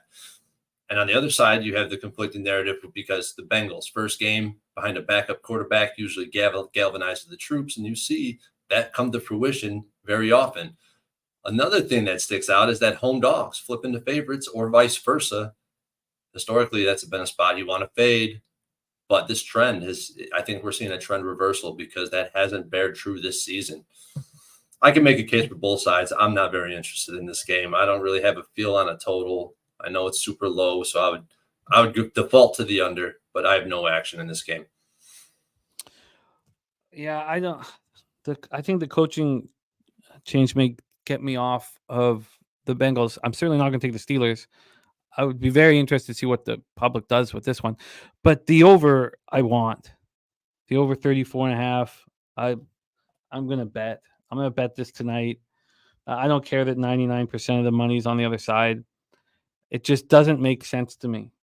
It really doesn't. Now, if you're looking statistically at what the Steelers have done this year and what the Bengals are expected to do with Browning, if you want to do that, but I don't see how that. I don't see how that will work. The over 34.5 here is at minus 111. This initially went to the under, right? The under 34. There's some big bets were made. There was an 11-cent move on the under, or there couldn't have been 2 big bets because there's limits at this point in the week. It goes from under 34.5 minus 106 to under 34.5 minus 117. Clearly, somebody's been cashing and cashed big on the Browns Steelers under. 23 points were scored. Now it's juiced to the over, which is what I think it should be. I'm going to move on the over. I'm going to move on it tonight. I'm going to wait on the side here. Great to see you, Jacqueline, Gagnon. Thank you guys all for joining us here. That was Steelers Bengals. Let's move on to 1 p.m. Eastern. Carolina Panthers 1-9, 0-5 on the road at the Tennessee Titans 3-7, 3-1 at home. We're at Nissan Stadium in Nashville, Tennessee. 55 Fahrenheit. Chance of showers 7 miles per hour. Let's get into the line history here for this one. From a side, I'm still on the money line. I apologize. Here we go. From a side perspective, refresh that. And this is a really interesting game for a lot of us that are still involved with our survivor pools. I'm still live in all of mine, and it's getting low, and the excitement is high. And this is an option if somebody wants it. The Tennessee Titans here. And I'm actually interested in just betting Tennessee here. They open up at Pinnacle at -4 at -106. Right now it's 4 at +108. So there's a move to Carolina. It's now 3.5. Maybe I don't know. Maybe I need to pump the brakes on this. This total is at 37, juice to the under. It opened up at -107. We have an 11-cent move to the under. And then from a cash flow spot, you have 68% of the tickets, 62% of the cash on the Titans, 89% of the tickets on the under. We don't know what the cash is on this under. And this, Harold Williams says, "Oh God, no." I mean, this is, if you're talking about this game, I mean, that's what I want everybody to think. I want everybody to think that that the Titans are absolute trash. They're 3-1 at home. And this probably and possibly is a great buy low spot on them. Now, you could say the same thing about the Panthers. This is a buy low spot on the Panthers after they looked so bad last week, and Birdie's on the Panthers here. Spenny Pennybomb says Henry rushing for 100+ yards this week. He's looked terrible. Let's start with the Panthers. They're coming off that ugly 33-10 home loss to the Cowboys. This team has just been horrific since Tepper took ownership of them. And he's been there since 2018. I mean, they're just bad. 187 yards of offense, 3.2 yards per play. Bryce Young was 16-29 for 123 yards, touchdown and a pick. He also lost a fumble. He's now throwing a pick 6 in 3 straight games. Adam Thielen caught 8 passes for 74 yards. The rest of the team caught 8 passes for 49 yards. Hubbard and Miles Sanders combined for 21 carries for 107 yards, but that's all they can do at this point. They're 20th in the league, converting third downs 37.2% of the time. They were 5 of 15 on third down. They were 1 of 2 in the red zone. They're 18th in the league, converting red zone opportunities at 50% of the time. They could create no pass rush whatsoever. 0 sacks, 4 quarterback hits. They held the Cowboys, who are 3rd in the league on third down, to 7 of 16. They've been good at that throughout the year. They're 12th in the league, holding opponents third down conversions, just 36.5% of the time. They held the Cowboys to 2 of 4 in the red zone. That's been a real weak spot for the Panthers. Their red zone defense is atrocious, and they've had huge injuries. But they're 31st in the league, allowing the opposition to score touchdowns 70.6% of the time. Titans coming off an ugly 34-14 loss at Jacksonville. They've lost 14 of their last 17 dating back to last year. And they've been horrible on the road, atrocious on the road. But still, they're 3-1 at home. They haven't scored more than 16 points in any road game. Will Levis, 13 of 17 for 158 yards, 2 touchdowns. He also lost a fumble. They got just 235 total yards and 12 first downs. Hopkins led receivers with 4 catches for 59 yards. Derrick Henry ran 10 times for 38 yards, caught 1 pass for 6 yards. What the hell's happened to him? They were just 2 of 7 on third down. They're 27th in the league, converting just 33% of third downs. Those numbers have not changed at all since Levis took over for Tannehill, except for that one home game for Levis.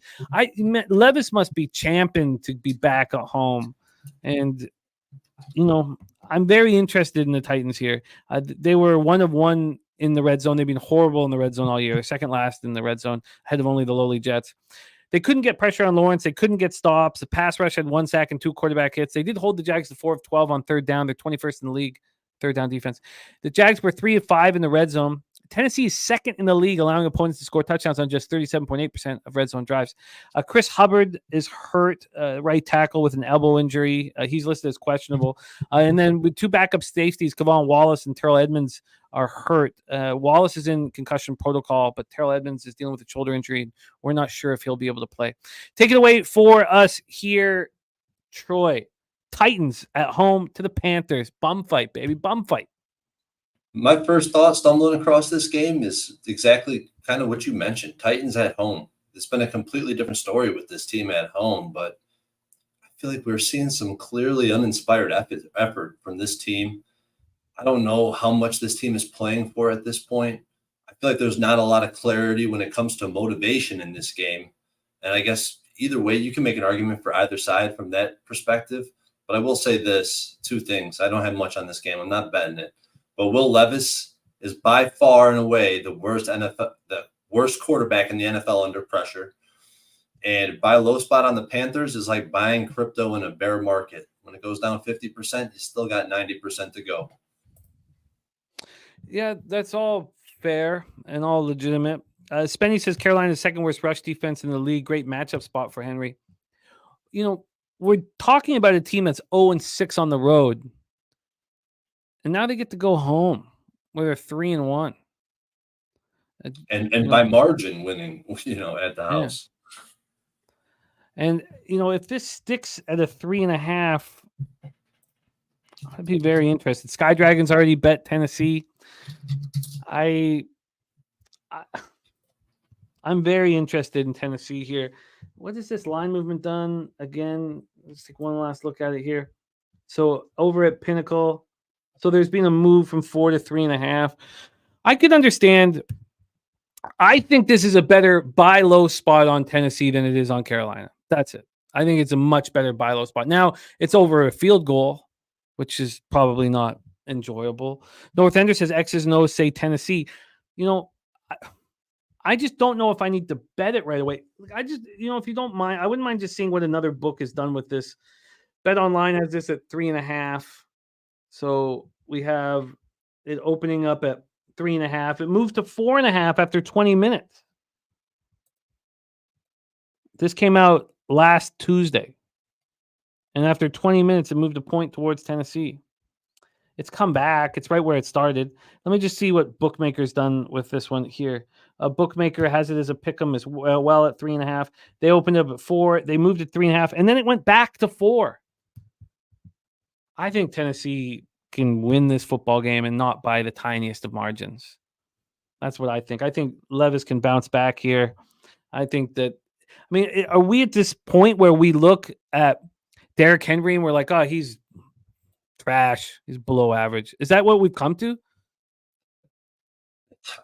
He doesn't look very good. He definitely doesn't look like a fresh spring chicken anymore. That's for certain. But one thing I do want to let you know here before you go and bet it today is at Pinnacle, when lines open at 4, I have 12 examples in my database.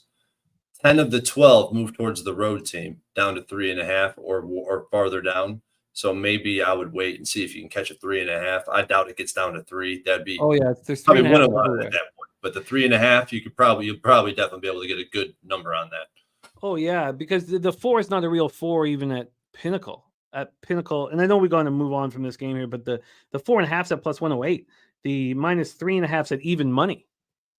Oh, you could get 3.5 at pick 'em already. So yeah, and you can get even money here. So it's just all right. Okay, well, I'm very interested in the Titans. I don't need to move. I'm not going to move on it now if it looks like it could head towards a 3. It's possible that it heads towards a 3. I think it's a better buy low spot on the Titans than it is on the Panthers. Don't like seeing Birdie on the other side, but I've talked myself into the Titans now. Let's move on to 1 p.m. Eastern. Tampa Bay Buccaneers 4-6, 2-3 on the road at Indianapolis Colts 5-5, 1-4 at home. We're at Lucas Oil Stadium in Indianapolis, Indiana. Now, obviously, with that last game, I could just use it in my survivor pool, not bet it, and still have it as a very important outcome for me. But, I just fucking boring. Put your goddamn money where your mouth is, All right, let's move on to this spot. Buccaneers, Colts, Lucas Oil Stadium in Indianapolis, Indiana.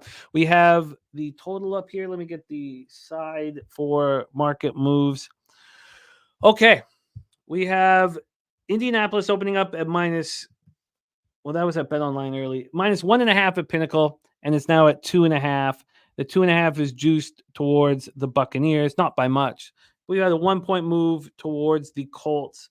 In the total side of things, we're sitting at a 43.5. This opened up at 42.5. 1-point move towards the over. Let's move on to the cash flow here for this spot. We have, that's a Panthers game. Sorry. Over here, we have 45% of the tickets and 70% of the cash on the Indianapolis Colts. 54% of the tickets and 99% of cash on the over. Harold Williams leaning towards the Colts. Terry Walker's on the Colts. All right.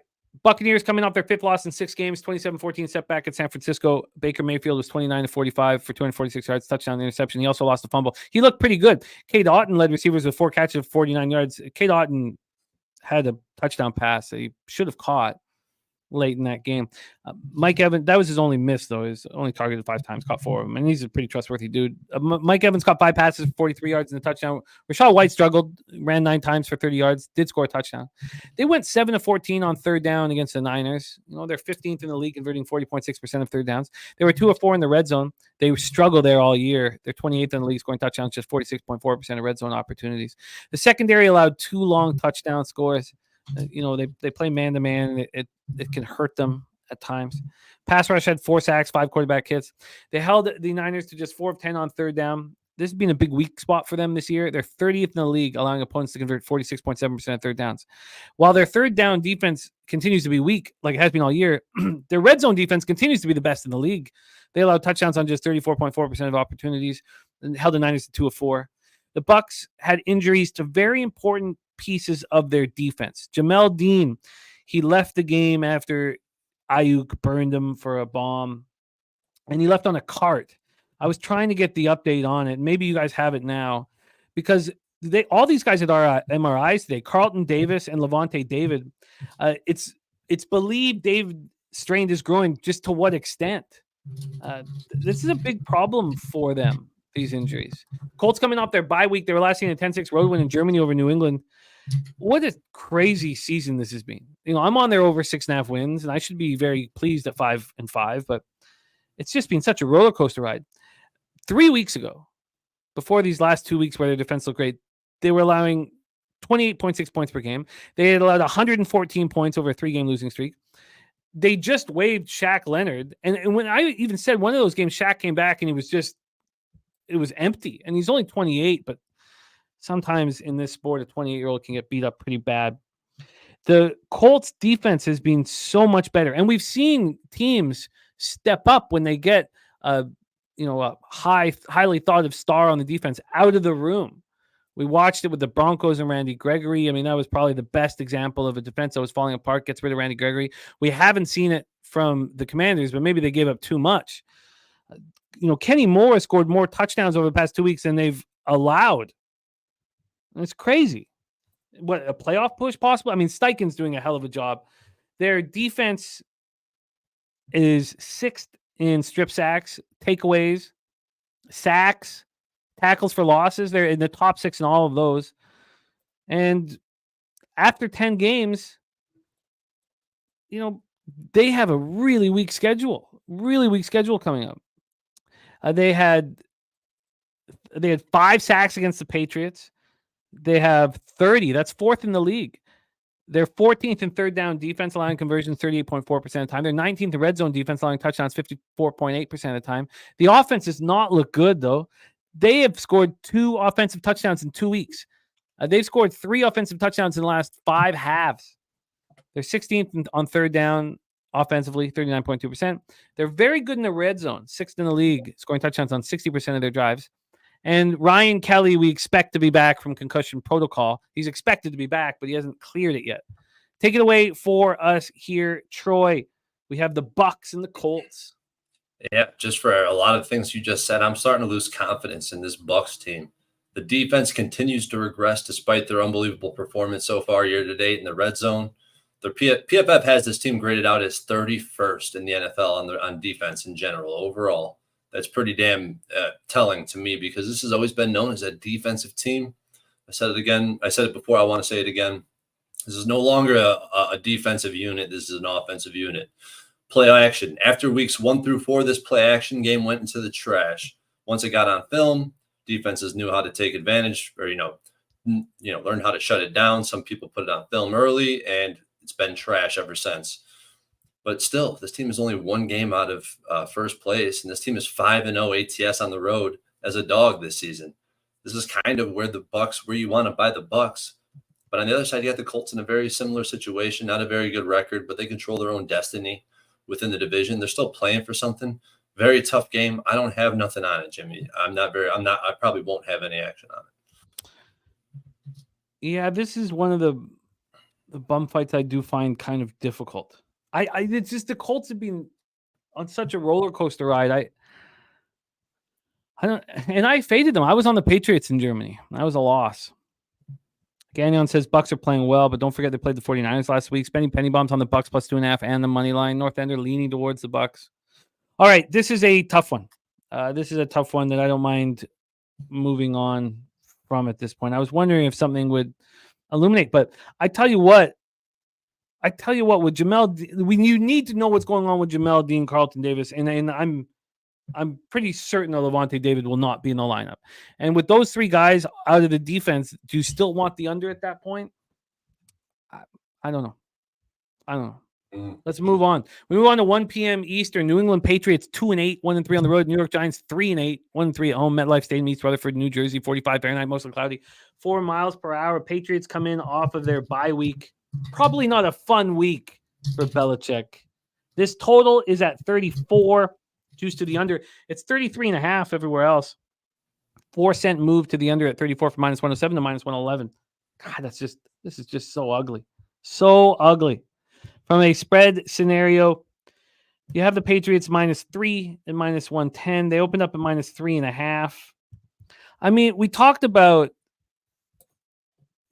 when is the Packers being at possibly the lone sell high spot that you'll get them all year, but there was that after week 2.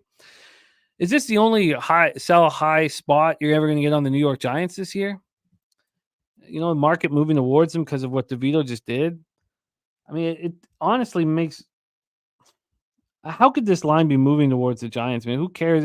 They had 6 turnovers. They won the turnover battle 6-0 against Washington. I mean, that's the story of that game. 61% of tickets, 80% of cash on the Giants, 57% of tickets on the under.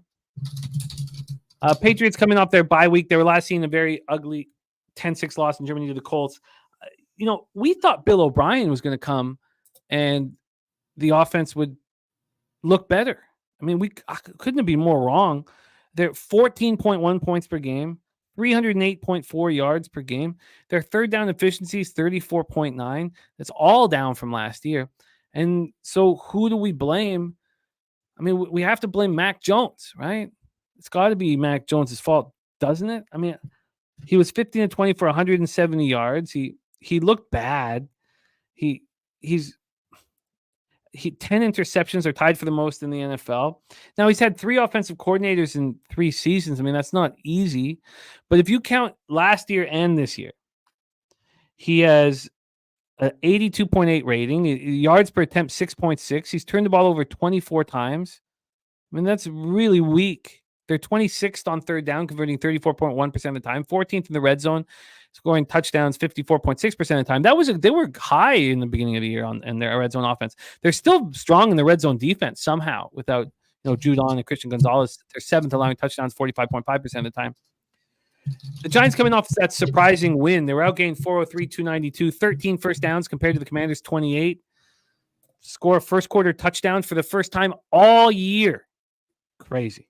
DeVito, second start of his season, 18-26, 246 yards, 3 touchdowns. He looked much better, but he got sacked 9 times. This offensive line is a serious problem. Saquon Barkley looked good, 14 carries for 83 yards, caught 4 for 57 and 2 touchdowns. Slayton caught 4 for 82 yards and a touchdown. And now Slayton has an arm injury that we don't know if he's going to be available. Isaiah Simmons, Darnay Holmes, Nick McLeod all had interceptions. The pass rush had 4 sacks, 6 quarterback hits. The Giants are 9th in the league, allowing opponents to convert third downs just 35.7% of the time. And, Commanders were 2 of 3 in the red zone. The Giants have struggled there all year. They're 25th there. Evan Neal and Adoree Jackson out again this week or last week. So they've missed 2 straight weeks. Cornerback Adoree Jackson, offensive tackle Evan Neal. Take it away for us here, Troy. Patriots, Giants, any interest for you? Yeah, I feel like I've heard a lot of sentiment towards this Giants team. I actually have a lot of interest in this game, and that's why I was super interested in what the chat's saying. Birdie says he won't bet the Pats with my money. I'm thinking about betting the Pats in this spot. So am I. I mean, if you think I'm backing DeVito off the best game of his life, there's absolutely no chance in living hell. And at first glance, I thought both teams in this situation are playing for nothing. If anything, they're playing for the lottery, for the quarterback lottery. But Dabble on one side, he's comfortably employed. He knows his spot is with the New York Giants. Belichick, I feel like he's riding in a gray area right now. I don't feel like he's very safe. He doesn't have, a high level of comfort in his current position. And I think he's also playing for his legacy, because his legacy is totally on the line at this point after you hear all the doubt in the media. I've never at this point, I backed and faded the Patriots, and I kind of know what to expect. But what I do know is that this roster is much better with the Patriots than it is at almost every damn position. Take out Saquon Barkley. He's the only one, but it's a lot harder for Saquon to perform with that bad of an offensive line and that bad of an offensive unit in general. Ultimately, there's a reason why these Patriots are laying -3 on the road. Giants grade out as the worst team in the NFL per PFF, the worst NFL offensive line, and that's by a 35% spread. They're 35% worse than any other offensive line in the league. 30th in NFL in opponent yards per rush. In this same spot, to me, this is what blows my mind. This just happened, but the Patriots were at home. They were laying 3 points to the Commanders. They lost. They didn't cover. They lost as a favorite, and now they're laying 3.5 on the road against the Giants, who just won. Tommy D's, he showed he could play in the NFL, right? Dude, I want the Pats in this spot. I'm glad you're feeling the same way. I'm glad I'm seeing a lot of the chat in the same situation. Doug's about to pull the trigger on Pats -3. I think that's a beautiful thing. I've seen some highly respected individuals there. And the best part of this matchup to me is the Pats can stop the run. If there's one thing they could do, they could stop the run. So take out Saquon Barkley. They're second in the NFL in yards per rush and 6th per PFF on run defense. And this is against the likes of the Eagles, the Cowboys, the Dolphins, the Bills. The Patriots have had the hardest strength of schedule so far NFL season to date. Now they're going to go from the top to the very, very depths of the bottom against the Giants. Yeah, I definitely want the Pats. I haven't moved on it yet. And I love that I'm seeing some favorable sentiment for the Giants. And either way, any way you slice this, 3.5 in the database, it plays out good. Even if this drops, I guess it opened at Pinnacle, it opened at 3, so it's a little bit different. But just any way you slice it, I really like. It didn't work out with the Chargers in this similar market environment last week, but this week, I think the Pats get the job done. So do I. Do we take the 3? Are we not scared of? There's 3s available. Well, you don't bet the Patriots with a ton of confidence. I don't know if we need to move right now. I think that the Giants win over the Commanders is fresh in everybody's mind. And I think that VIG can come down to a normal amount for the 3. And, I think maybe it's good the Patriots can get out of New England too. Obviously it's not going well at home there. And Brady says, do we know who's starting for the Pats? No, I tried to get that information, but I honestly expect Mac Jones to be at quarterback. I think that he would have announced now going into this week that Zappe will be getting the snaps with the first unit, and that hasn't happened yet. That's just my own thought process. I'm not going to move on this tonight. I'm going to sit with it for a little bit. Ari Gold just locked in the Pats -3. Ari Gold house. But no, we don't know, Brady. Okay, let's move on to the next spot on the board. 1 p.m. Eastern. Jacksonville Jaguars 7-3, 4-0 on the road. The Houston Texans 6-4, 4-1 at home at Energy Stadium in Houston, Texas. Let's get into the line history here for this one. This Texans team is fun to cheer for. The total, let's start actually with the spread. Texans are +2 to 1, anywhere between 1 and 2, depending on where you shop. They opened up at -1 at -106. They lasted there for a very short period of time. They lasted there for 5 minutes before there was a 10-cent move against them. Now we got to +1, and that +1, if you want the Houston, is at +109. So Jacksonville, there's been a big move towards Jacksonville at this point. When we get to the total, we're sitting here at a 48.5. This opened up at 46.5. and has climbed to 48.5. You know, I'm starting to think about that total and thinking about what Dennis said about the Patriots Giants game, but he's probably, this could be a very, very low scoring football game. That Patriots Giants, like the other low totals were like how, like that Bengals one I want to go over, but that Patriots, I'm going to look into that under a little bit. I'm sorry that I had to go back there, but let's go back here to the Jaguars Texans spot. Go over to the cash flow here for the cash in this one. God, where is it? Let me grab it. Here we go. You have 45% of the tickets and 79% of the cash on the Houston Texans, and yet the market's moving quickly towards the Jacksonville Jaguars. 79% of the tickets and 86% of cash on the over, and market's moving in that direction. Jaguars are coming in off a big bounce back performance in the 34-14 home victory over the Titans. Trevor Lawrence completed 24-32 for 262 yards. That's the fourth best passing rating of his career. And it was the third lowest passing rating of his career against the Niners. He also ran for 2 touchdowns, first player in franchise history with 2 touchdown passes and 2 rushing touchdowns in the same game. Calvin Ridley, 7 catches for 103 yards and 2 touchdowns. Travis Etienne, 14 carries for 52 yards. They have a lot of bad statistics as well. They were 4 of 12 on third down. We think of this being a high-octane offense. They've struggled all year on third down. They're 24th in the league, converting 35.1% third down opportunities.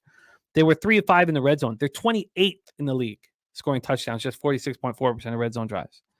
The defense didn't get a lot of pressure, but it looked good. They held the Titans to just 235 total yards. Pass rush finished with 2 sacks, 5 quarterback hits. Held the Titans to just 12 first downs and 2 of 7 on third down. Now, this is where they're very good. They're 3rd in the league defensively on third down, and they're 9th in the league defensively in the red zone. Their defense is better than their offense, and that's something that I did not expect from them this year. The Texans come in off a big 21-16 home win over the Cardinals. Stroud just keeps doing it. He just keeps doing it regardless of picks, regardless of mistakes. 3 interceptions, and he can still find a way. He was 27 of 37 for 336 yards. Tank Dell caught 8 passes for 149 yards and a touchdown. They've got something special going on there. And then Devin Singletary did it again. 22 carries, 112 yards. And this Texans team was so good on third down. Very, very impressive numbers on third down. And they've been good all year. They're 7th in the league, converting 43.8% of third downs. It's such a crucial statistic. That's why I talk about it all the time. Offensively, I just want to know what do you do on a third down and how do you handle the red zone? They have problems in the red zone, and you can expect that from a rookie quarterback, but they went 9 of 13 on third down against the Cardinals, and they controlled the game despite the interceptions. Pass rush got 3 sacks and 6 quarterback hits, held the Cardinals to just 3 of 10 on third down. This is a bye team. The problem is in the red zone, they've been getting worse and worse defensively. In the last 3 games, they've allowed opponents to score 66.7% of the time in the red zone, score touchdowns. And I still don't fully understand what to do with them. I don't. I would like to back them, but I don't know if I can here. Are you interested in the Texans here? Market moving quickly towards the Jaguars. Troy, take it away. Now I'm extremely interested in this game, but I'm just like you. I don't know what to do with this Texans team. This is probably the most meaningful game of the week. The division's on the line in this case. 2 young quarterbacks that I think will be fighting for this division for years to come. I faded CJ Stroud last week, got a bad number, lost by the hook. And it was only a matter of time. I've been saying it until we see CJ Stroud have that multiple turnover game, which he just had, because I was talking about his poor pass rate being so bad. But if you go back and watch those turnovers, they weren't as bad as they looked. Looking at it in the box score is a lot different than actually seeing it. Because this guy's still graded out way above average. And there's a wide gap, and it continues to get wider for this CJ Stroud in the pocket with a dirty versus clean pocket. And his pocket time is one of the highest in the NFL, which you get a mixed bag. Pocket time, some of the best quarterbacks hold on to it the longest, and some of the worst quarterbacks hold on to the longest. And I think he's showing that he's, an elite quarterback at this point. I mean, there's nothing else you could say based on what he put on the field.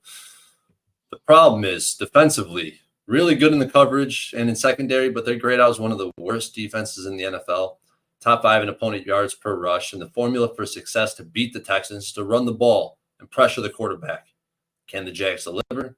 The pass rush grade is 29th in the NFL. They're middle of the pack as it relates to pressure rate. They didn't sack Stroud one time in the first meeting. And run blocking, can they run the ball? They're 30th in the NFL in run blocking win rate. You know, I really wanted to back the Jags in this game. I really want to fade Stroud and the Houston Texans still, but I just don't think I can get there. I think there's better opportunity on the board, better investments to make rather than what I perceive to be a 50-50. I am not certain how to handle the Texans. That's my issue right now. Yeah. But I do think that the Jags aren't. But look at the Jags, undefeated on the road. Texans 4-1 at home, building something. Ari Gold just locked in the Texans at +1.5. I'm curious to see what happens with this market here. Did you have any thoughts on this total? This total right now sitting at 48.5. We've gone up 2 points, 46.5 to 48.5. And we talked about the cash flow on the over here. 80% of the tickets, 86% of the cash, and the market paying attention and moving at 2 points. Did you have any interest in the over? Yeah, this is actually falling into the same trend. I didn't realize it until now, until you're asking me. This 48.5 going up 2 points, this falls very similar to how the Commanders Cowboys game looks. From a market standpoint, this is a sharp move to the over across that 48 threshold. So, yeah, I would definitely be interested in the over, but, oh, man, I just can't imagine that both of these teams are going to be able to just score at will, and this is a high total. And I always default to the under, so it's really hard to get me off and under into the over. Yeah, I'm interested in the over. I'm not going to move on it tonight. I'm going to spend a little more time on it. Let's move on. 4:05 p.m. Eastern. The Cleveland Browns 7-3, 2-2 on the road.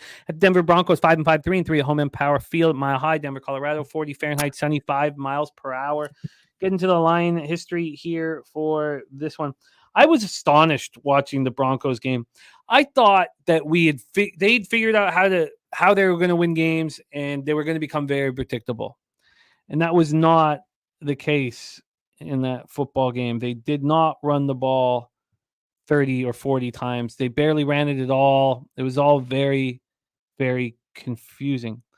Let's get into the line history of this one. Afternoon action. This one popping off 4:05 p.m. Eastern, the first of the afternoon football games. We have the Broncos -2.5 at Penny. They open up -2.5, -106. Right now they're -2.5, -110. A 4-cent move towards them. From a total standpoint here, we have it sitting at 34.5, another 34.5. I mean, this is nuts. Dennis Garcia talking about how these are like, the totals that we get in the exhibition games in the preseason.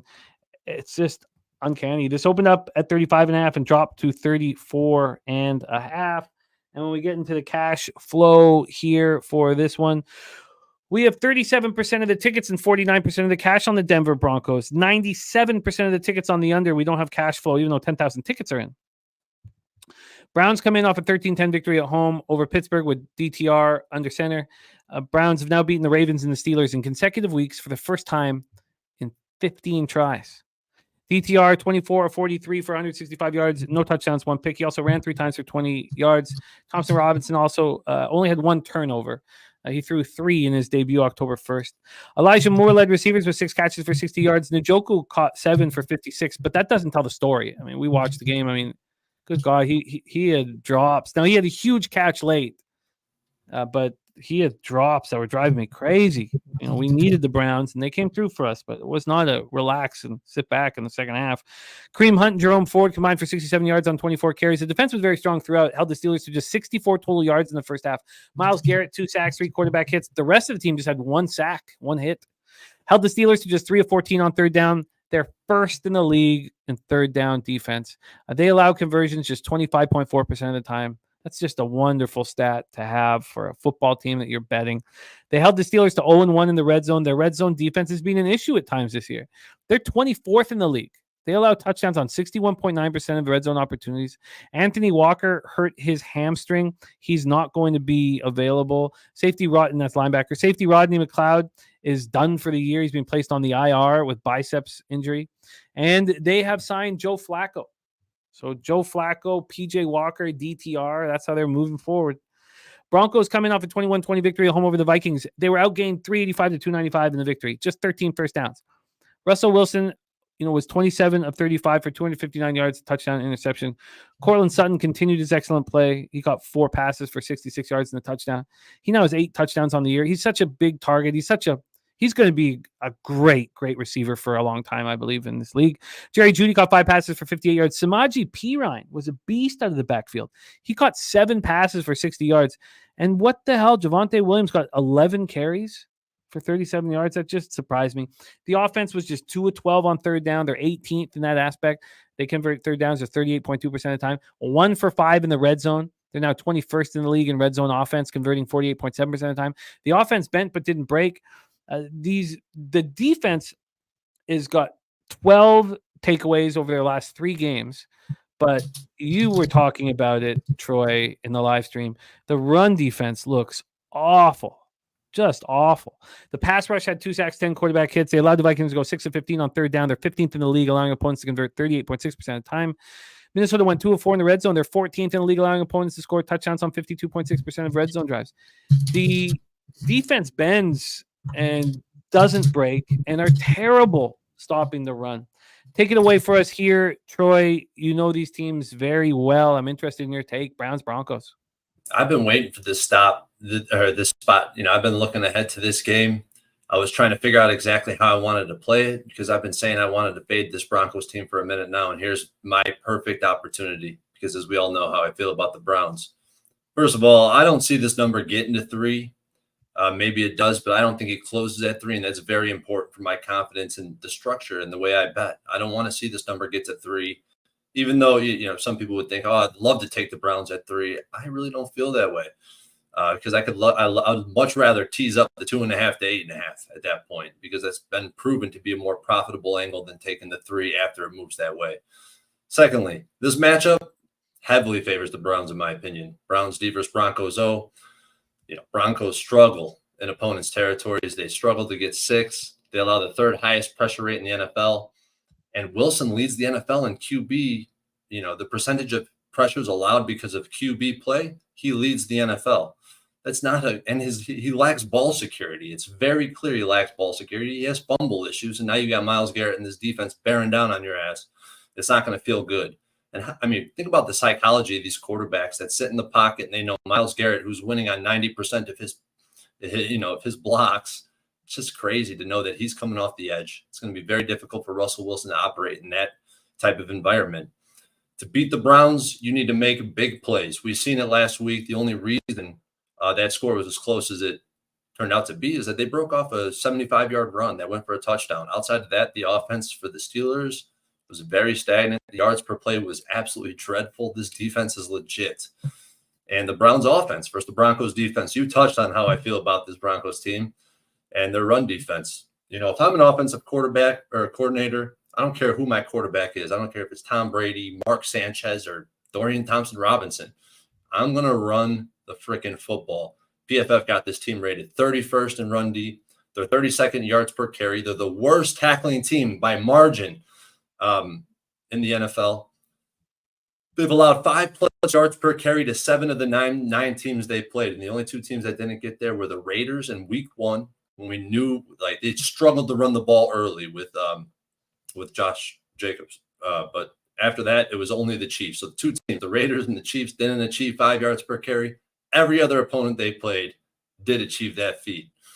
And we know the Browns rushed the ball at the 4th highest rate in the NFL. They have more carries per game than anybody else in the NFL. And this should be even higher because DTR is your quarterback. And that makes me a happy backer to know that they're going to be pounding the rock versus this team. Because when I watch my teams play the Broncos and I'm fading the Broncos and I don't see them run the ball, my fuse breaks and I can't even watch the game at that point. So one thing I want to call out here, Browns defensive EPA per play, minus 0.26. That's 50% better than the second closest.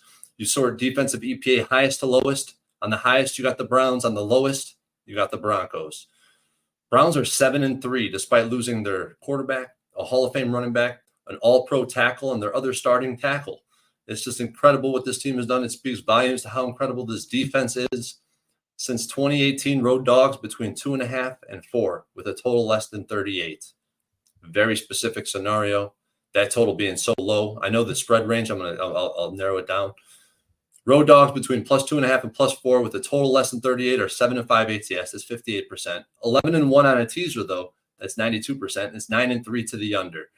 But if you look at just 2.5 and under 38, they're undefeated ATS. Obviously undefeated on the teaser and undefeated straight up. Finally, a trend that I'm falling in love with. I'm growing to love this trend. At Pinnacle, when road teams open and close at 2.5, sharps are inefficient.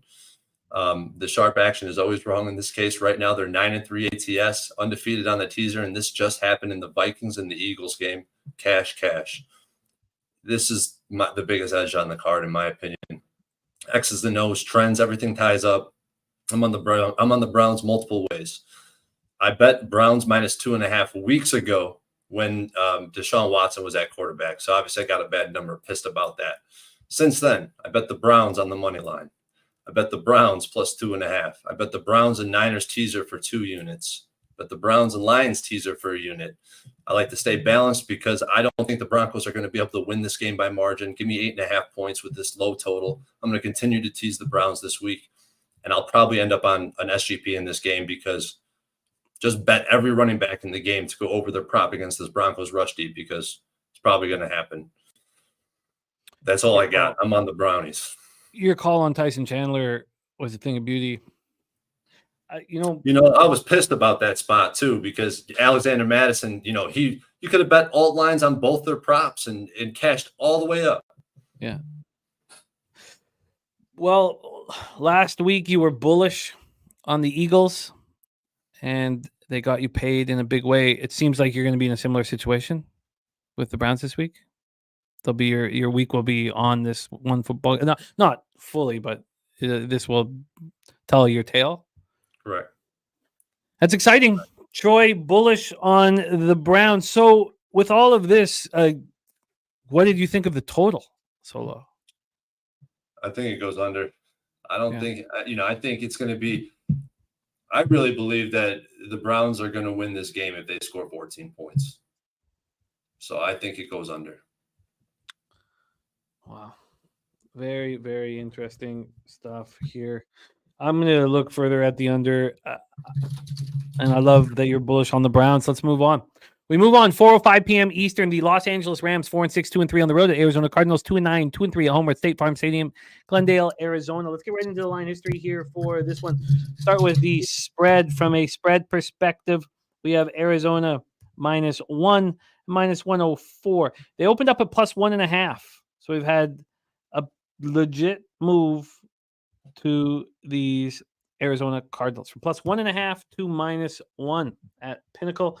From a total look here, we have under 44.5. This is opened up at 45.5. We've had a 1-point drop on the total. Penny bombs on the Cards money line. And Dan Kelly says the most impressive thing about the Browns this year is their coaching. Spenny's also on the over here in this spot. I should have touched on that, Dan. That's a really good point. They've done a lot of things to fill all of these gaps. No, they've done a really nice job. No doubt about it. On the money line, you have 33% of the tickets and 96% of the cash on the Rams. On the spread, you have 59% of the tickets and 83% of cash on the Cardinals. It's fascinating. 31% of the tickets, 86% of cash on the under, and it's gone from 45.5 to 44.5. And Sky Dragon saying that he loves this under. Rams coming off a 17-16 win at home over the Seahawks, held to just 267 yards in the win. They only had 123 yards of offense in the first 3 quarters. Stafford, first fourth quarter comeback since his Super Bowl victory. Finished 17-31 for 190 yards and 1 touchdown, 1 pick. Puka Nacua caught 5 passes for 70 yards and a touchdown. And he suffered a shoulder injury in the win against the Seahawks. He's day-to-day, but he is expected to play. Cooper Kupp, on the other hand, may not be playing. He had a low right ankle sprain. He left the game in the second quarter. He's listed as questionable this week. I mean, they're both listed as questionable, but there's confidence in Nacua to play, and we don't know about Kupp. Royce Freeman ran 17 times for 73 yards, and McVay said that Kyron Williams will be available to play Sunday. So Freeman and Kyron will be both rolling. The Rams are just 2 of 9 on third down. They've been decent there on third down offensively, 14th in the league, 40.7%. They were 2 of 4 in the red zone. They've been strong there all year. Stafford's a smart quarterback, 57.7% of red zone drives, they score a touchdown. The defense was strong, kept the Rams in the game until the offense was able to gain steam in the fourth quarter. Pass rush finished with 2 sacks by 8 quarterback hits, held the Seahawks to 5-15 on third down. Defensively, they're 22nd, allowing opponents to convert 40.2% of third downs. Held the Seahawks to 1 of 2 in the red zone. That's right in their season average. They're 11th in the league. They allow touchdowns, 50% of red zone opportunities. Cardinals come off a very tough 21-16 loss at Houston. Kyler Murray was 20 of 30 for 214 yards, a touchdown, and a pick. He also ran 751. Dortch led receivers with 6 catches for 76 yards, and Connor ran 14 times for 62 yards. They were just 3 of 11 on third down. It's been a problem since Kyler Murray's come back, converting third downs, but I don't want to get into the stats until he's played 3 games at least. They were 1-1 in the red zone. Pass rush got 4 sacks and 5 quarterback hits. They allowed the Texans to go 9 of 13 on third down. Their third down defense is 31st in the NFL, allowing conversions 46.7% of the time. And the Rams are going to be able to convert those third downs. And I know they're just 14th in the league on third down, but it's a huge, huge problem for the Cardinals getting off of the field, getting their defense off the field. They held the Texans to 1 of 4 in the red zone. They're 21st in the league in the red zone defensively. They allow touchdowns 57.1% of the time. They got 3 interceptions and could not beat the Houston Texans. We have cappers here liking the under. Does this game interest you at all, Troy? Rams, Cards. This game really doesn't interest me. This short line, I'm struggling to find value because it's so close to the line I have set with Kyler Murray in the game. I still have trouble putting a value on Kyler Murray at this point as well. I guess if I had to give an edge, it would definitely be towards the Rams because I think they have an advantage with their run D. But PFF has them 8th in the NFL, and I think that they stop traditional run games, but they struggle with mobile quarterbacks. And I need to learn more about this Kyler Murray and how he fits in with the Cardinals. I mean, ultimately, what are these teams playing for? They're not going anywhere. Struggling to find a side in this game that I like, but I guess I would gravitate towards the Rams before I gravitate back towards the Cardinals at 1.5. And that also has me thinking about these short spreads and home teams not performing very well. Yeah. Mac Beaver says, remember, Arizona's stats are mostly without Murray. That's why I did not touch on any of the offensive stats from the Cardinals this season in the breakdown, because it doesn't make sense to do that. They're different with Kyler Murray. The issue is defensively. Those stats are legitimate. If I fear fading Kyler Murray,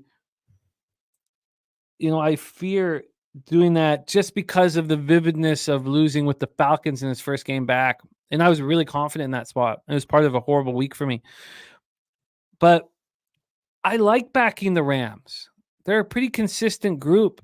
What do you think? If you're going to move on the Rams, I do not think Cooper Kupp plays. So if you're interested in the Rams, I do think it's a good idea to wait for the Cooper Kupp announcement to be out. And what happens when Cooper Kupp is off of this field? I don't think that much changes because Tutu and Puka get more run and they're good. Yeah, no, I agree. I think Puka is the best receiver on that team. I think he's a Hall of Famer down the stretch. I don't think it's going to move very much, maybe half a point. Maybe they flip back, but it's going to stick between these ones. I mean, you could wait on it. I don't think it gets much higher than where it's currently sitting. So I think no problem waiting this one out. Yeah, I'm interested in the Rams with Kyron Williams coming back, and who cares about Kupp? I'm not going to move on them tonight. And I can understand. Do you understand what the chat is seeing in this under? It's dropped a point from 45.5 to 44.5. I do see trends saying the under's the right spot. These spreads between the ones, spreads between plus 1.5, minus 1.5, and the market move towards the under at Pinnacle, 21-7 to the under. Mm-hmm. Yeah, also, I've never bet a +1 in my entire life, so that's no concern here in any sport. Okay. Let's move on. But I'm very interested in the Rams. I want to study everybody else's thoughts on the under. Terry Walker, though, on the over. Okay. Hey, Jim, give me 1 minute. I'll be right back. I'm sorry. Yeah, no worries. Right we back. move on to 4:25 p.m. Eastern. The Kansas City Chiefs 7-3, 3-1 on the road at the Las Vegas Raiders 5-6, 4-1 at home at Allegiant Stadium in Las Vegas, Nevada. Let's get into the line history here with this one. I mean, one thing, what did I get wrong being on my first double-digit favorite in, God, I don't know, 3 or 4 years with the Fish, was that this defense has completely changed with Antonio Pierce running the ship. And I didn't realize that would quite, be the case. Sitting here with the Raiders at home as 9.5-point dogs. And when you watch the Chiefs offense, are they capable of covering these spreads anymore? Now, when they were called out after, was it two weeks or 3 weeks? I can't remember what week I believe they played the Bears in week 3. They were called out. Yeah, it was week 3. They were called out for 2 horrible performances, and they showed out. And I was all over it then. So then should we be all over it now? Because their offense is getting called out once again. Love to hear what you guys think about that in the chat. This total is at 43.5. This opened at 43.5 minus 107. And within 27 minutes, there was a 13-cent move to the over. And then it came right back to the under. And there's nothing appealing about taking overs with this Chiefs offense at this point. Let's take a look at the cash flow here in this one. You have 74% of the tickets and 84% of the cash on the Raiders. You have 74% of tickets on the under, but no move on the under.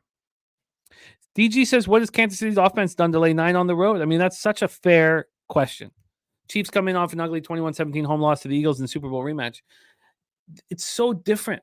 When I kept betting, I bet the Eagles 3 times, 6.5, 5.5, and 7.5. And I would have kept betting it if more opportunities rose.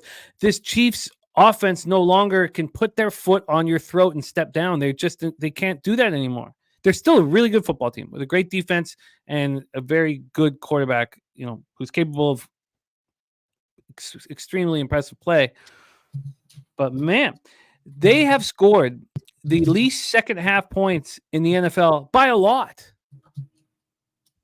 I mean, we're talking the Patriots and the Giants have scored more second half points than the Kansas City Chiefs. And that's crazy.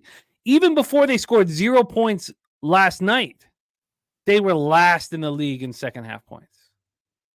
And that's something to behold. Mahomes was 24-43 for 177 yards, 2 touchdowns, 1 interception. He ran 6 times for 38 yards. Watson caught 5 for 53 and a touchdown. Kelsey 7 catches for 44 yards and touchdown. Had that very costly red zone fumble. Pacheco is a beast, man. He looked really good last night. He was the best part of their offense, clear. And they were very good on third down. That's what they get with Mahomes. Their offense isn't very good, but he's so spectacular that they're going to be good on third down. They were 8 of 17 on third down. And offensively, that's the only statistic that they're good at. They're 4th in the league on third down, converting 45.7% of the time. They're 15th in the league in red zone scoring. They were 2 of 4 last night. They're 15th, 54% of the time they cash. The defense continues to look very good. They held the Eagles to just 238 total yards. The pass rush finished with 5 sacks, held the Eagles to 3 of 11 on third down. They're 9th in the league, allowing opponents to convert 35.7% of third downs. They got hurt in the red zone. The Eagles were a perfect 3 for 3, and the Chiefs' red zone defense is not good. They're 23rd in the league. They allow touchdowns 59.3% of the time. L'Jarius Sneed and Trent McDuffie are money in the bank. I was so impressed, and I've been all year with those two. Raiders coming off a 2013 loss in Miami. O'Connell was 24-41 for 271 yards, touchdown, 3 picks.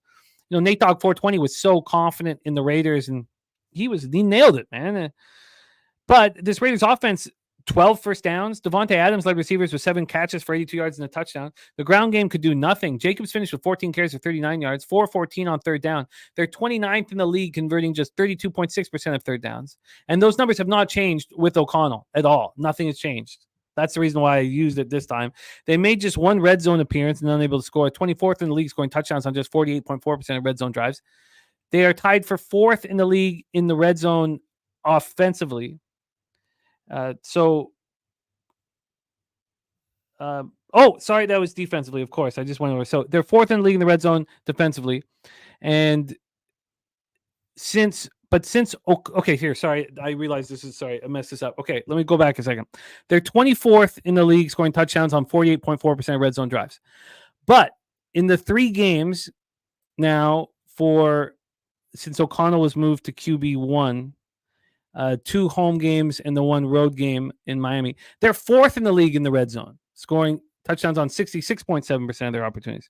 The defense was strong, but the pass rush couldn't put pressure on Tagovailoa. Nobody's helping Max Crosby. He had 1 sack and 2 quarterback hits. The rest of the team had 0 sacks and 1 quarterback hit. You just double Crosby. They held the Dolphins to 3 of 11 on third down. They're 26th in the league, allowing opponents to convert 42% of third downs. But since Antonio Pierce took over, they're 11th in the league, allowing opponents to convert just 33.3%. They held the 3rd best red zone offense to 1 of 2. They are 25th in red zone defense, allowing touchdowns 62.5% of the time. And here's another area of improvement under Pierce. In the last 3 games, they're 13th, allowing touchdowns 50% of the time. Marcus Epps left in the second quarter with a neck injury. It's a stinger. He's questionable this week. But across the board, the Raiders are just a much better football team with Antonio Pierce. And it's not just because they were at home against weak opponents, because they just did it in Miami. So, Troy, should the Chiefs be 9.5-point favorites, and should we get to the window and bet the under now? God, despite my love for fading KC, which I've done a lot this season, it's hard for me not to want to back them in this spot. Aiden O'Connell is grading out as the bottom 5 in the NFL. He grades out lower than Tommy D, which has surprised the hell out of me. KC struggles on offense, and this is legitimate struggles. I talked about it yesterday on the live stream, and I cashed because of it. The switch from Bieniemy to Nagy, complete drop-off, 100% different. They're bad in the skill position surrounding Patrick Mahomes, and they're bad at the tackle position. I think that showed out more than anything yesterday with how penalized those 2 were, and they got away with a ton of holding. On the other side, you got the Raiders defense, which is uptrending, and that's certainly to be the case. In every statistical category, every positional group, all the advanced metrics, the grading systems have this team uptrending. And this Bears have scored more points than the Kansas City Chiefs this season, and that just blows my mind. So I was, back and forth. I'm on both sides of the fence here. When you start getting into the trends, it's hard not to get back on the KC Chiefs. Road favorites in division with a line between 8.5 and 10, 9-3, ATS 12-0 straight up. Now, we know the Chiefs struggles to cover these big numbers. We know that, like Birdie's saying, there's always going to be a Chiefs tax with Patrick Mahomes at quarterback. You always know there's going to be some type of tax. So is this line overinflated? Does that trend still apply? There's no way I'm backing the Raiders in this spot. And if anything, I'll be on the Chiefs. I'm not going to get to the window with that. And I really like the under. The thought of the under in this game really stuck out to me. But you start looking at those totals that open at 43.5 at Pinnacle. Totals that open at 43.5 are 19-7 to the over. And if they move to the over, they're 11-3. Either way they move, any way they move, doesn't matter. It seems to go over at a high rate. I'm not sure if that's correlation or causation or what that is. It's just something to be noted that confused the shit out of me even more. So I have no action on this game. I likely won't when it's all said and done. If this total is put at a number where, how many straight games? Let me just quickly look at it because I feel like I'm walking into a trap here. I really, really do. We have only 2 games left, and we've gone through the first 14 at a decent speed, and I don't want to sit here for too long, but I'd just like to look at these last 5 games that each team has played. This is my thing here. So the Chiefs have not scored over, they've only scored over 38 points in one of their last 5 games. The Raiders in the 3 games under Pierce have not scored over 36 points. So they're putting it at a number that we all have a recency bias. Of course it's going to go under. Right. That's and both teams, as a favorite, Kansas City this season, 2-8 to the under. So 8-2 to the under, 80%. The Raiders as a home underdog, 0-1. All in all games, both these teams are 2-8 and 2-9 to the under. Why are they putting it at 43.5? And Ari Gold saying that they opened at 45. Personally, Ari, the way I like to work with the totals is what did it open at the sharp books after last week's games? I know that, Will Hill put this out last Tuesday at 45. But that doesn't that doesn't, to me, I want to know what happened once this was available and everybody had the information personally. And to be honest, everybody once Pinnacle sets their line, everybody adjusts to it. Every time Pinnacle moves their line, there's always a laggard effect with all these other books. It's true. I followed it. I had to make sure of it because Jimmy was so heavy on the Pinnacle, and that's I've done a lot of research on it. Pinnacle's the right book to use. So can I hear from you guys in the chat? Because I don't see anybody on this total. And it's just crazy after what we've seen from these teams, at least over the last 3 weeks. So is anybody on the under here? I would love to know. Oh, Birdie is Raiders and the under there for Birdie.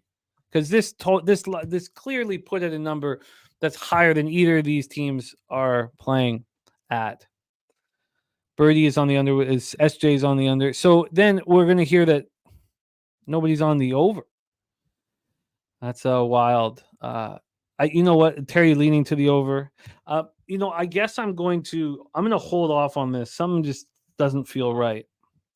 Let's move on to the next spot on the board. Sorry, I guess I thought we had 2 games left. We have 3 games left. Let's move on to the next spot on the board. We do have another afternoon game, 4:25 p.m. Eastern, and it's a big one. Buffalo Bills 6-5, 1-3 on the road. The Philadelphia Eagles 9-1, 4-0 at home. Lincoln Financial Field in Philadelphia, Pennsylvania, 46 Fahrenheit, cloudy, 6 miles per hour. Let's get into the line history here for this one. This one's going to be a lot of fun. The Eagles right now are -3 and -122 at Pinnacle. Other books have moved this to 3.5. My bookie's got it at 3.5. Bet Online has it at 3.5. Bovada has it 3.5. Pinnacle does not, but it is sort of a 3.5 because this opened -3 at -115 for the Eagles. It's now -3 at -122. Let's get into the total here in this one, and we have a 48. 48 here. It opened at -107 to the under, now -113 to the over.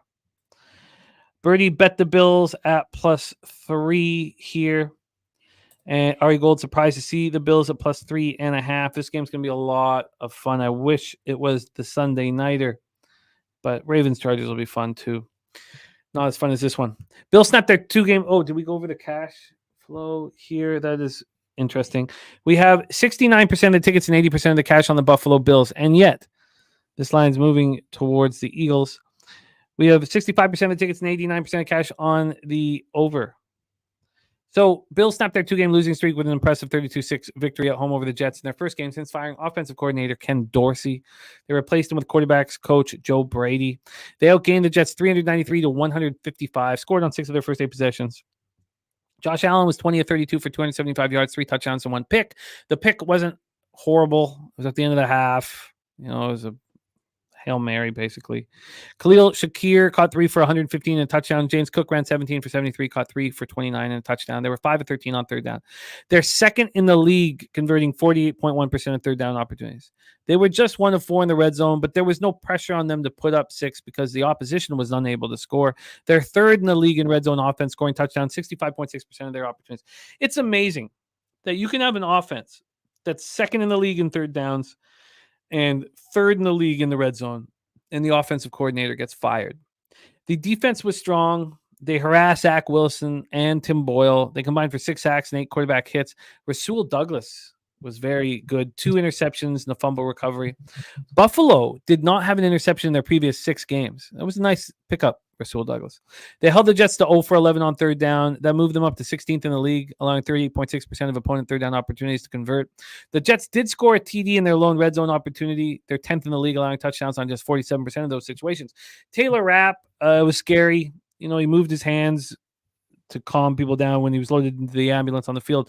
But it's just a neck injury, and all the tests came back negative, and he could play this week. I don't know if he will, but it's not out of the cards. Teron Johnson and Dane Jackson were ruled out because of head injuries, so they're in concussion protocol. And Hyde, got hurt again with another stinger, and so he's been battling injuries now for a little while, and it's unclear if he will play. And you need him in there. The Eagles come in off a big 21-17 win at Kansas City, 9-1 now first team to win at least 9 of their first 10 games in consecutive seasons since Peyton Manning's Colts, 05-06. Jalen Hurts, 14 of 22 for 150 yards and an interception. Devonta Smith got 6 passes for 99 yards. A.J. Brown was completely shut down. I mean, that's what Snead and McDuffie are doing. I thought that he's almost impossible to shut down, but he had 1 catch for 8 yards. DeAndre Swift was great. You had him in your same game parlay. 12 carries for 76 yards, touchdown, caught 3 for 31. They were just 3 of 11 on third down. And it's not very good for the number 1 ranked third down offense in the NFL, which goes to show you how good the Chiefs' defense is. They were 3 of 3 in the red zone. They're 9th in the league, scoring touchdowns on 59% of red zone opportunities. Pass rush got a sack and 9 quarterback hits. Kevin Byard got that huge interception. The Chiefs were 8 of 17 on third down. Those numbers for the Eagles haven't changed all year. They're 27th in the league on third down, 25th in the league in red zone defense. It's hard to imagine after what we saw from them last year and the bias that we have with them, and they're still 9-1. This is a fun one. Al Cervix says Bills need this bad. Eagles fat and happy. See what Troy thinks about this spot. Take it away, Troy. Bills, Eagles, Lincoln Financial Field.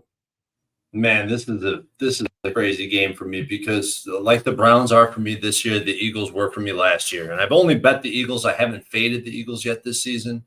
But this is a team that I really want to be on their side opposed to fading them. But when you first start looking at this game, it's a perfect spot to fade the Eagles. Eagles coming off that Super Bowl revenge, massive win. First seed in the NFL, and they've been teetering on a loss for multiple games at this point. But hold up, though. You're telling me the Bills are catching 3 or 3.5 despite all this action and all the sentiment towards the Bills. It's just this is an extremely important number we're sitting at. But if you look at it, these home favorites laying 3. Spreads that open at 3 at Pinnacle, 15-10 ATS, 20-10 straight up.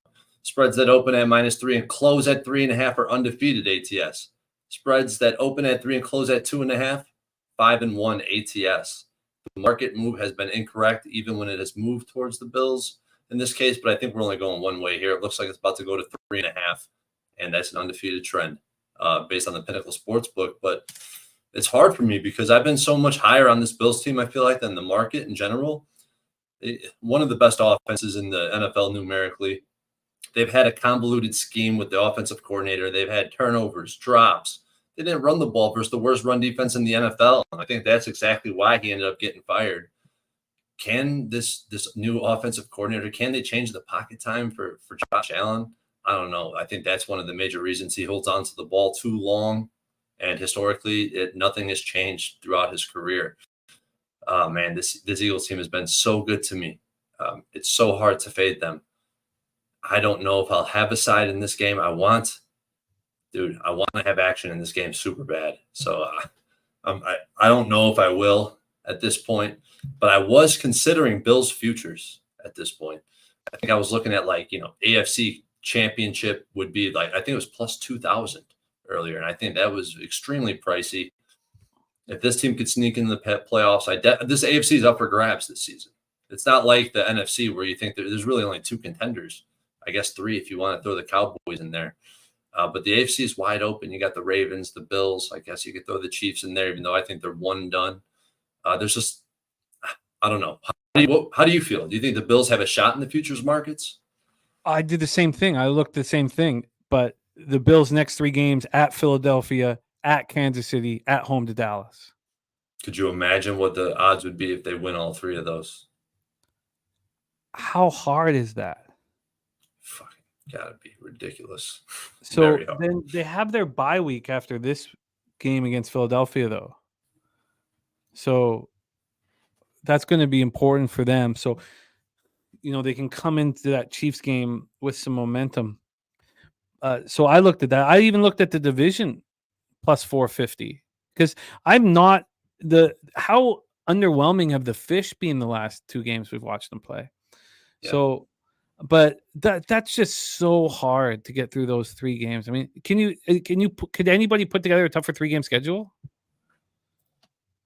So, it's a very, very, very. North Ender looked at it too. Yeah, it's just I looked at it too. I thought all about it, but I was like, and then quickly, this is such a great football game, and obviously, it's fun having action on great football games. Although this is a business, and we don't need to. It's not for fun, and that's why we don't need to reach and do something here. But what did you think of this total in Buffalo, Philadelphia, because Buffalo is capable of scoring, and the Eagles' defense has not been good on third down or in the red zone.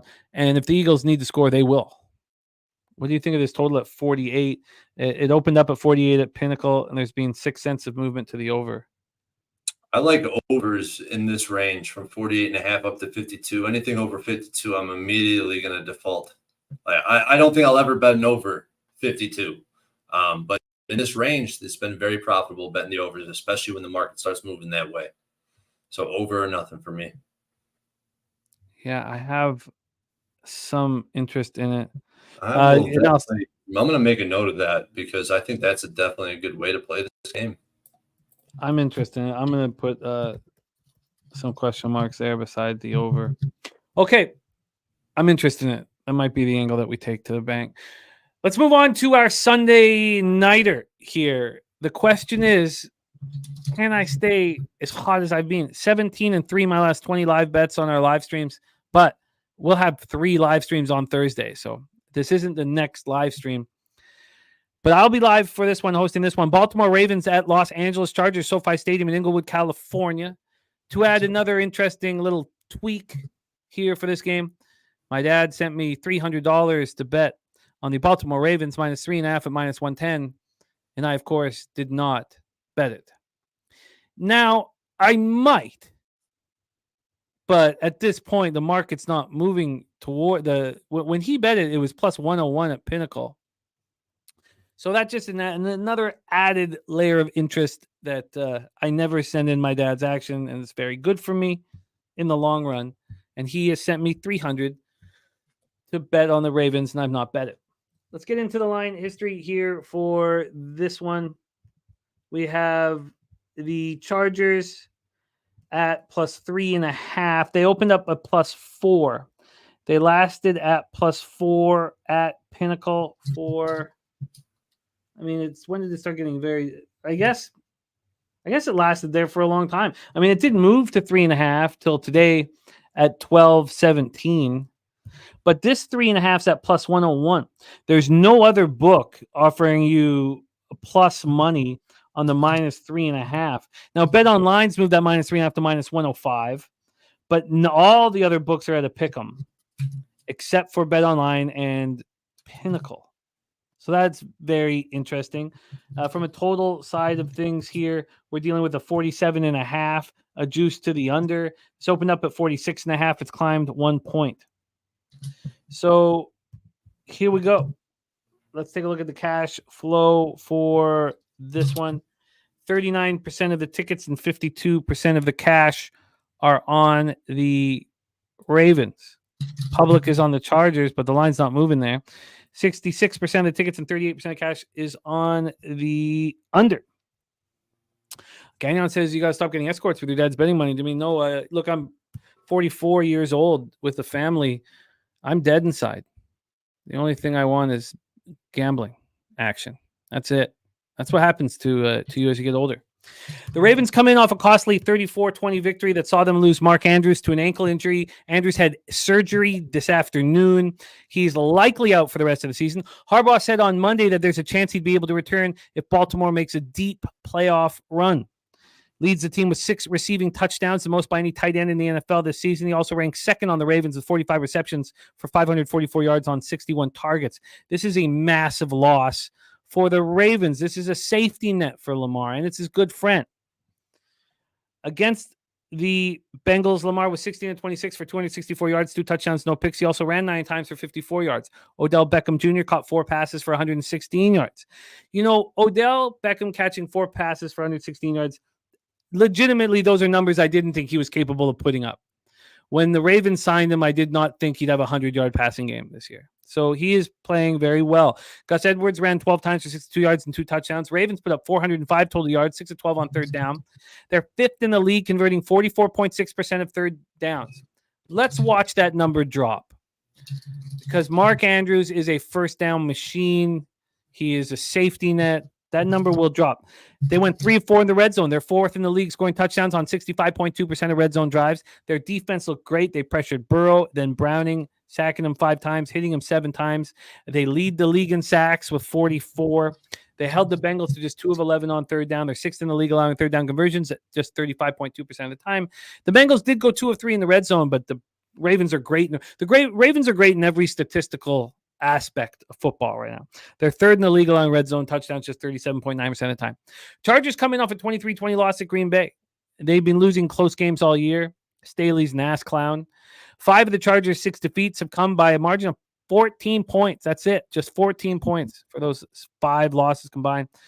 They entered the day ranked 2nd in NFL red zone touchdown percentage. And they did not look good in their last game. They had red zone opportunities against the Packers. They had 3 times they were inside the 10. They got 6 points. They lost Joey Bosa. Joey Bosa got carted off the field. He was crying. It turns out to be okay. Now he has a foot sprain. He's likely to be placed on injured reserve. I don't know if he was put on, late afternoon or early evening, but he may not be. He might just be out for a couple weeks at this point. So I don't know. Let me know in the chat if he was placed on IR. He hadn't been early this afternoon. And he's been good. He had a very slow start, but 20 tackles, 6.5 sacks, 8 quarterback hits, and a forced fumble. In the loss, Justin Herbert was 21 of 36 for 260 yards, 2 touchdowns. He ran 8 times for 73 yards. Keenan Allen caught 10 for 116 and a touchdown. Eckler ran 10 times for 64 yards, but he only caught 2 passes for 6 yards, and he did lose a fumble. The pass rush was still able to dial up pressure despite losing Bosa. Bosa was gone on that first series. Khalil Mack had 2 of the 3 sacks. The team combined for 7 hits on Love. They allowed the Packers to go 7 of 14 on third down. They've been very good on third down defense all year. They're 8th in the league, allowing opponents to convert just 35.7% of opportunities. The Chargers' mediocre red zone defense held the Packers to 1 of 2. They're 15th in the league, allowing touchdowns on 52.8% of red zone drives. And they lost linebacker Tanner Muse to a knee injury. He will likely be, I expected him to be placed on the IR today. And then I wondered if Bosa would also be. Let's see in the chat if he has been yet. We don't know. Sky Dragon says Chargers and under. Take it away for us, Troy. Our Sunday nighter will be live for it. And I like to have pre-flop action. I guess I already have it, but I could still bet some of that cash if I'm nervous about it, but I'm not at this point. I don't know what this Ravens offense will look like without Mark Andrews. And I didn't have high expectations for Beckham coming into the year. Take it away for us here, Troy. Ravens, Chargers, SoFi. It's funny because every week my wife and I go for a walk before the show just to get out, take a walk. I haven't talked to her because I've been grinding through these games for all day long. So we go on a walk and we end up talking football. And she always, I say, ask me about my wiener, saying, ask me about my favorite games. So she goes through the list and starts listing off the games that she thinks that I like, the games that she thinks I'm betting. For the past 2 weeks, she instantly started with the Chargers. And I was like, oh my God, that's not a good sign. Because I probably do have a bias for these Chargers at this point.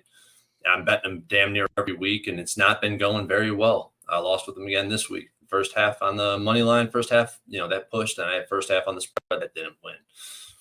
But is that enough to keep me off this game? I mean, how could you look at this game and think how can you think otherwise, knowing that the Chargers play these close games? Ravens are widely considered a Super Bowl contender, and the Chargers are 4-6, coming off a loss to one of the worst perceived teams in the NFL and the Packers. And I'm coming around on this Ravens team finally. I talked a lot of shit about this team. I rescinded my statements because I still think they're still unproven to some extent. And especially on the road, they really have no convincing wins on the road. Bengals by 3, they lost the Steelers. The Cardinals, they win, but they didn't cover. And they beat the Browns in DTR's first start when he just got thrown into the fire 1 hour before game time. Ultimately, I just think Herbert can keep it close, but it would require the wide receivers to catch passes. It would require the coaches not to collapse mentally, and it would require this terrible secondary to win, to have some type of pride. Chargers as a dog since 2020, since the start of Justin Herbert's tenure, 11-9 ATS, 19-2 on a teaser leg, perfect 7-0 on a teaser leg as a home dog. So I guess I'm leaning towards the Chargers. I haven't gotten there yet.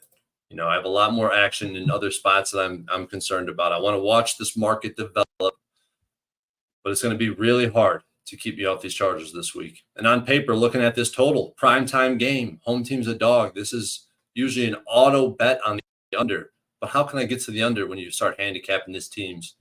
I mean, do we see the Chargers stopping the Ravens, Jimmy? Do we see that happening? I think the Chargers will have some success offensively, hurt as long as they catch passes. What do you think about the total? I don't trust the Chargers offensively or defensively. And the reason why I don't trust them is because I do not feel that they are predictable. Their offense can look really good, for a game and then fall apart for another game. The market screened Packers last week. And I was like, how? How are they doing this? Now, I just stayed off of it. I'm not going to go up against all the sharp action. And, of course, the Packers win outright. Here, I feel like the market is screaming to us that the Chargers are going to cover the 3.5. Yep. And that's why I didn't place it. Like, I don't just blind. Like, I look and see what what his action is. And I look at the market and I look where the cash is. I don't just think, oh, he's a guaranteed loser, And so I think it's pretty telling right now that you can get the Ravens at plus money at minus 3.5. I think that's very telling. And Spenny Pennybomb says Quentin Johnson is not who he thought he is. Guy's a bust. He looked really bad last week. Really, really bad last week. So, yeah, I think the Ravens will have difficulty scoring, without Andrews. And yes, I think my dislike for the Chargers defense is more based on Staley supposedly being this defensive coach, but they're better than I had sort of settled upon them being bad, and they're better than that. But if you can't go into Green Bay and beat them, how are you going to beat Baltimore in your home stadium when half the fans or more are Raven fans? So,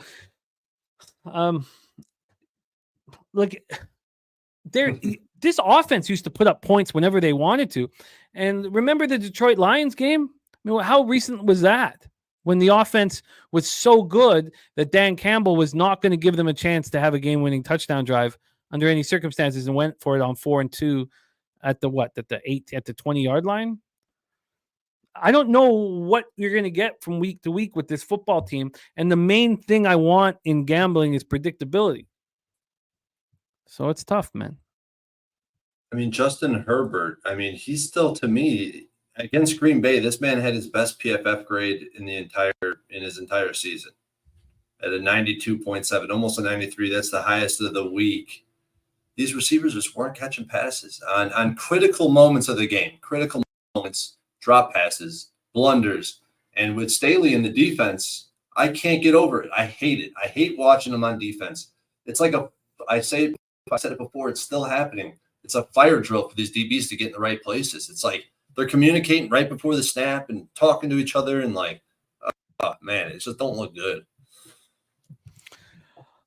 I don't think I'm going to send in not a cent of what my dad bet. So basically, I got $300 on the Chargers right now at plus 3.5 at minus 110, and I think I'm okay with that. So for the total, I don't want to just blindly bet an under just because they've been cashing so much, and I respect those who are right now and they're getting paid. And yeah, but this total also went from 46.5 to 47.5. I'm just not comfortable. So at this point, nothing official for me at this point. But I do think that the market is indicating that the Ravens win by 3. Yeah. Absolutely. All right, let's move on to the Monday nighter, 8:20 p.m. Eastern. Chicago Bears 3-8, 1-5 on the road. The Minnesota Vikings 6-5, 2-3 at home. We're at US Bank Stadium in Minneapolis, Minnesota. Get into the line history here for this one. God, we've been running just dumb hot on these Monday nighters. I see a bum fight, and it doesn't concern me at all. This is opening up with the Vikings at -4. Now they're -3. Now that 3 is heavily juiced. It wasn't at first. It is now. So I guess it's a legit 3.5. From a total standpoint, we're at 43. This opened up at 45.5 and has dropped to 43. Cash flow wise for the Monday nighter, just 4,738 tickets counted. Game doesn't pop off for 6 days.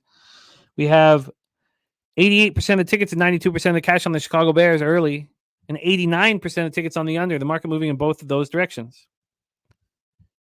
The Bears come in off a tough 31-26 loss at the Lions. Couldn't seal the deal despite holding a 26-14 lead with 4:15 left in the fourth. Justin Fields looked excellent in his return to the lineup, out with the dislocated thumb. Looked very good.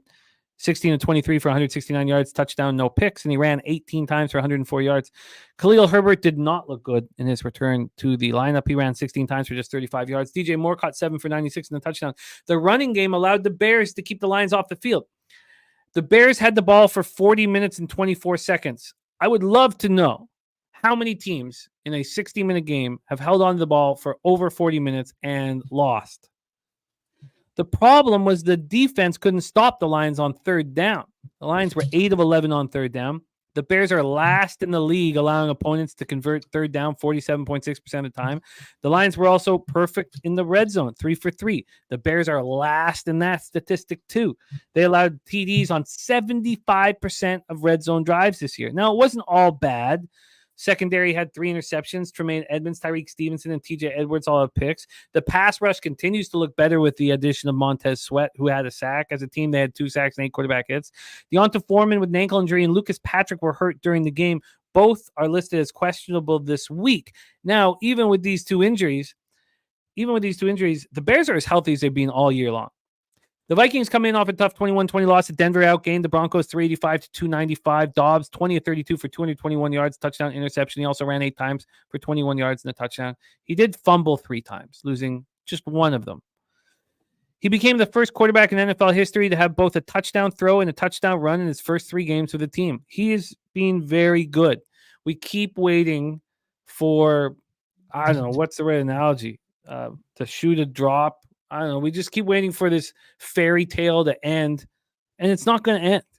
He's just a better quarterback than we had, thought he was when he was on the Titans or whatever. He's just better than what he's done in Minnesota. Has been very impressive. Hawkinson led receivers with 4 catches for 55 yards. Justin Jefferson is expected to be in the lineup this week to help the offense. Alexander Madison looked very strong, returning from a concussion. He carried the ball 18 times for 81 yards. He did lose a fumble. Ty Chandler ran 10 times for 73 yards, caught 4 passes for 37 yards. And our man Troy had his player prop rushing yards over. They were 6 of 15 on third down and 2 of 4 in the red zone. We're not going to go into those stats yet, although we could because it's been 3 games. The pass rush had 2 sacks and 7 quarterback hits. They held the Broncos to just 13 first downs and 2 of 12 on third down. If you told me that they held the Broncos to 13 first downs and 2 of 12 on third down, I would ask you, how many points did they win by? It was a nice showing for a defense that's ranked 25th, allowing third down conversions 41.5% of the time. The Broncos were just 1 of 5 in the red zone. Minnesota's now climbed to 16th in the league in red zone defense. They were awful to start the year. They're allowing touchdowns 53.3% of the time. Defensive lineman Dean Lowry suffered a pectoral injury in the first half, and he's done. Well, we're not sure if he's done for the year. Very possibly. He's on the IR. And Marcus Davenport is not coming back anytime soon. The pressure on Danielle Hunter is becoming more and more every game. We see what happens to the Raiders pass rush when all you have to do is double cross because no one else can hurt you. The same thing can happen here with the Vikings. You double Danielle Hunter and nobody else can hurt you. And Jefferson's going to come back. So if you want the Bears, you should wait for him to be announced in. Are the Bears appealing as a road dog here at US Bank Stadium, Troy? Take it away. You know these Bears inside and out. Floor is yours. I need to learn more about these Bears, honestly. I got to brush up on this team a little bit more. I didn't watch a lot of that game.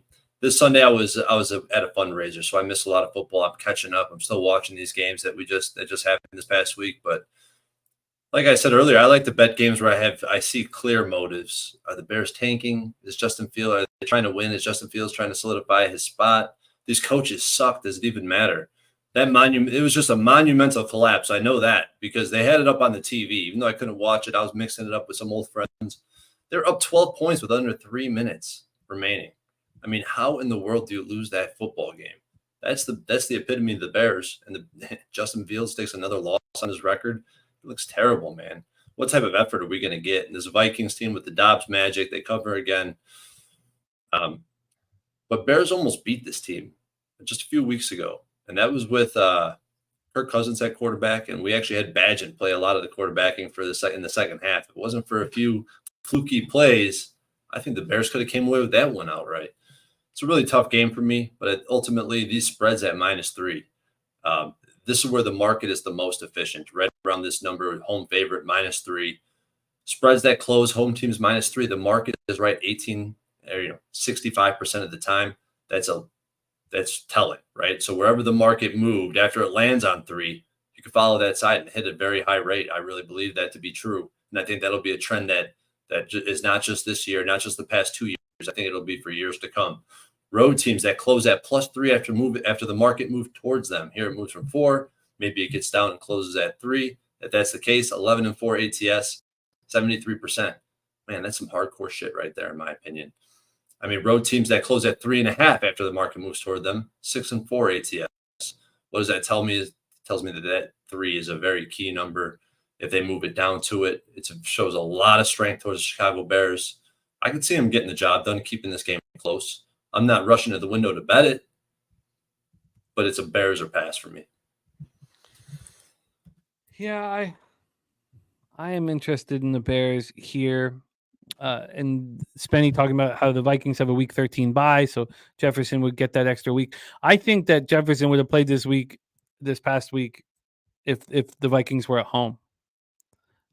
In the NHL, the players come back from injury at home. You have your doctors, you have everybody there, you have the comfort, you have it all set up. But you make a great point with the week 13 bye. Yeah, no, I know Spenny. O'Connell said that, but Jefferson was also embarrassed by saying it's up to me, it's all up to me, and then O'Connell saying no, we're not taking him off of IR. I mean, that was embarrassing for him. But I hear you, and it blew up in my face. Not expecting that he would be. I still got the number because it came all the way back, so I guess it didn't. But I was beating myself up all week as the market moved. So I am also interested in the Bears here, but if counting Josh Dobbs out has not helped my bankroll. It's not helped at all. Now, we did a great job live in that Broncos game, but did not help my bankroll at all. With my pregame action, I went 1-1 on it, but I was in a bad situation where if the Broncos score a 2-point convert there, I lose the under, but I cash the Broncos. So it was like, it was kind of a tricky spot. This total is sitting at 43 right now. It opened up at 45.5, 2.5 point move to the under. Do you agree with that market move, Troy? The move to the under, I would say primetime game. I agree with it. I agree with any under that's in the prime time and it's moving that way. Strategic investments like Chicago to cover. He wants the 4. I'm interested in the Bears. This is not a move that I will make right now. I also don't want to get caught in a situation where, because I clearly have a bias after watching what the Bears did to the Detroit Lions, but we've talked about it, and Skydragon mentioned it in the chat. It's my favorite thing in college and NFL football, especially college, for a quarterback to sit and watch and shut up. And he shut up, he watched, and he came back, and he had a very, very strong game. So at this point, would I be buying the Bears at too high of a price? So I'm going to spend some time on this. Ari Gold says if Jefferson is playing Vikings all day. So I'm the opposite. If Jefferson plays, and what could we get? We'll definitely get a 4. Could we get a 4.5? Maybe after a while. Probably not, but possibly. I'm interested in the Bears in this one. Interested in the Bears. That is our show for tonight. Thank you guys so much for being here with us. Troy Torrence coming off 13.96 units of profit in week 11. What a spectacular week, Troy. Excellent work. And it means a lot to all of us, that you are succeeding at this level. It's very important. Very, very important. Let's go over all of the action here. I'm moving on the Lions. I did not expect to be doing this. I'm moving on the Lions.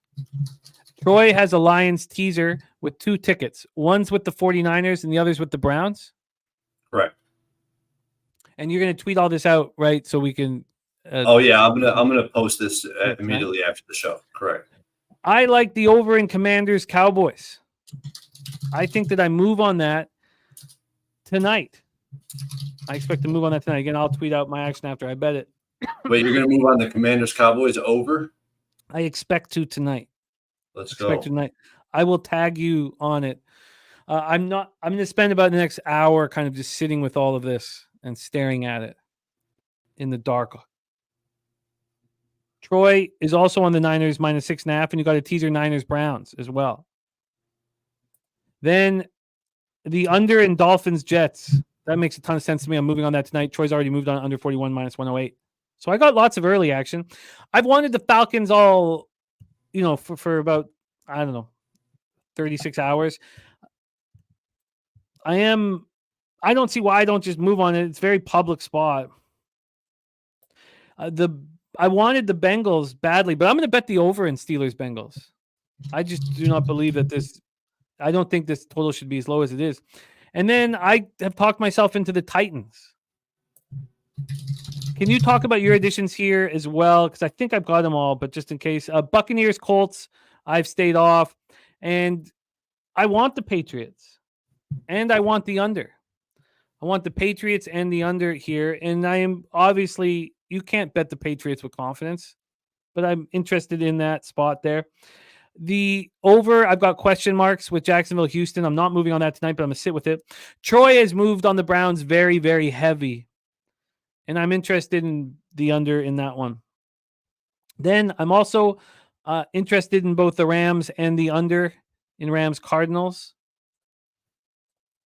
I'm going to stay off this under 43.5 in Chiefs Raiders. It's something just doesn't feel right about it. I can understand the over in Bills Eagles. I'm going to spend a little more time on it. And then Ravens Chargers, nothing at this point, but I do have interest in the Chargers. And I have interest in the Bears, but I'm not moving on that one this evening. That is our action. Did I miss any of your action there? No, I think you covered it all. I am about to bet as we speak. It is officially bet. I bet the over in the Cowboys Commanders, so that's now official. I am sitting tight and waiting on the Patriots. I really want the Patriots. I'm probably going to end up having action on the Eagles or Bills. I don't think I can help myself. I like to bet those games around the 3. I think I have an advantage over the books because I bet with them. And I'm looking towards the over in the Bills-Eagles game as well because it's kind of fallen into the same trend that it's fallen into that same trend, 48.5, between 48 and 52, market moving to the over. I like it. That's why I'm betting the Cowboys Commanders. Now, the X's and O's match up very well for the Cowboys Commanders as well. So there's double reason to back that, in my opinion. I have interest in both of those. What number did you get for Washington, Dallas? 48.5 at a pick 'em at FanDuel. Week 12 awaits. This is extremely exciting. After this, we are 2/3 of the way through the regular season, and Troy's coming off his best week of the year. I got an ROI minus 1.13%, not where I want to be, but I have not had the big week. I've had all these middling weeks, and then I've had 2 atrocious weeks. So I know it's coming, man. I know it's coming. Thank you guys so much for being here with us. Al Cervic, Gagnon, North Ender, Doug, Strategic Investments, Ari Gold, Spenny, Penny Bombs, Harold Williams, Tacky, JP, Dan Kelly, Wrist Ain't Breezy. Thank you guys. Sky Dragon, Birdie, Slatsy, Mac Beavers, Terry Walker, SJ. Thank you guys. T-Mac. All of you guys, thank you for being a part of this show. You add so much to it with your insights and with your angles, and you inspire us to work harder and to grind more. And it means the world to us that you're here for us. Any last words, my man Troy, to close out the show? Still feels kind of weird to plug my Twitter just because I've never been a very big social media person in the past, but this is where my heart and soul is, man. Trying to beat the bookies. I love what I do. I love what we're doing here, Jimmy. I love what we're doing at Pub Sports Radio in general. Can't wait to meet all you boys at Pubapalooza, boys and girls, whatever it may be. He, she's, they, thems, he, how, whatever. The, thy. Gamblers. Yeah. For sure will be there. And that's all that friggin' matters. But follow me on Twitter. I'll be posting this information. I'll be posting in-depth analysis and breakdowns of the market and the market environments in general. And follow me. I'm posting the good information out there, and hope you appreciate it. Oh, we all do. We all appreciate what you're doing out there. And we also appreciate you, Jose. Thank you for all your hard work producing these shows and all that goes into cutting them up now and then being ready for Betting with the Bag tomorrow. It means a ton to all of us. Jose Bouquet, the backbone of us here at Pop Sports Radio. Now let's go out there and get that cash. Let's follow our guy, Troy, coming off just under 14 units of profit in 1 week, leading by example. Thank you for all of you who are supporting our show. Now let's go out there and get that cash. Let's go out there and have a giant week 12. This week is ours, baby. Let's go out there and milk them bookies. Leche. Hey, Los Bookies.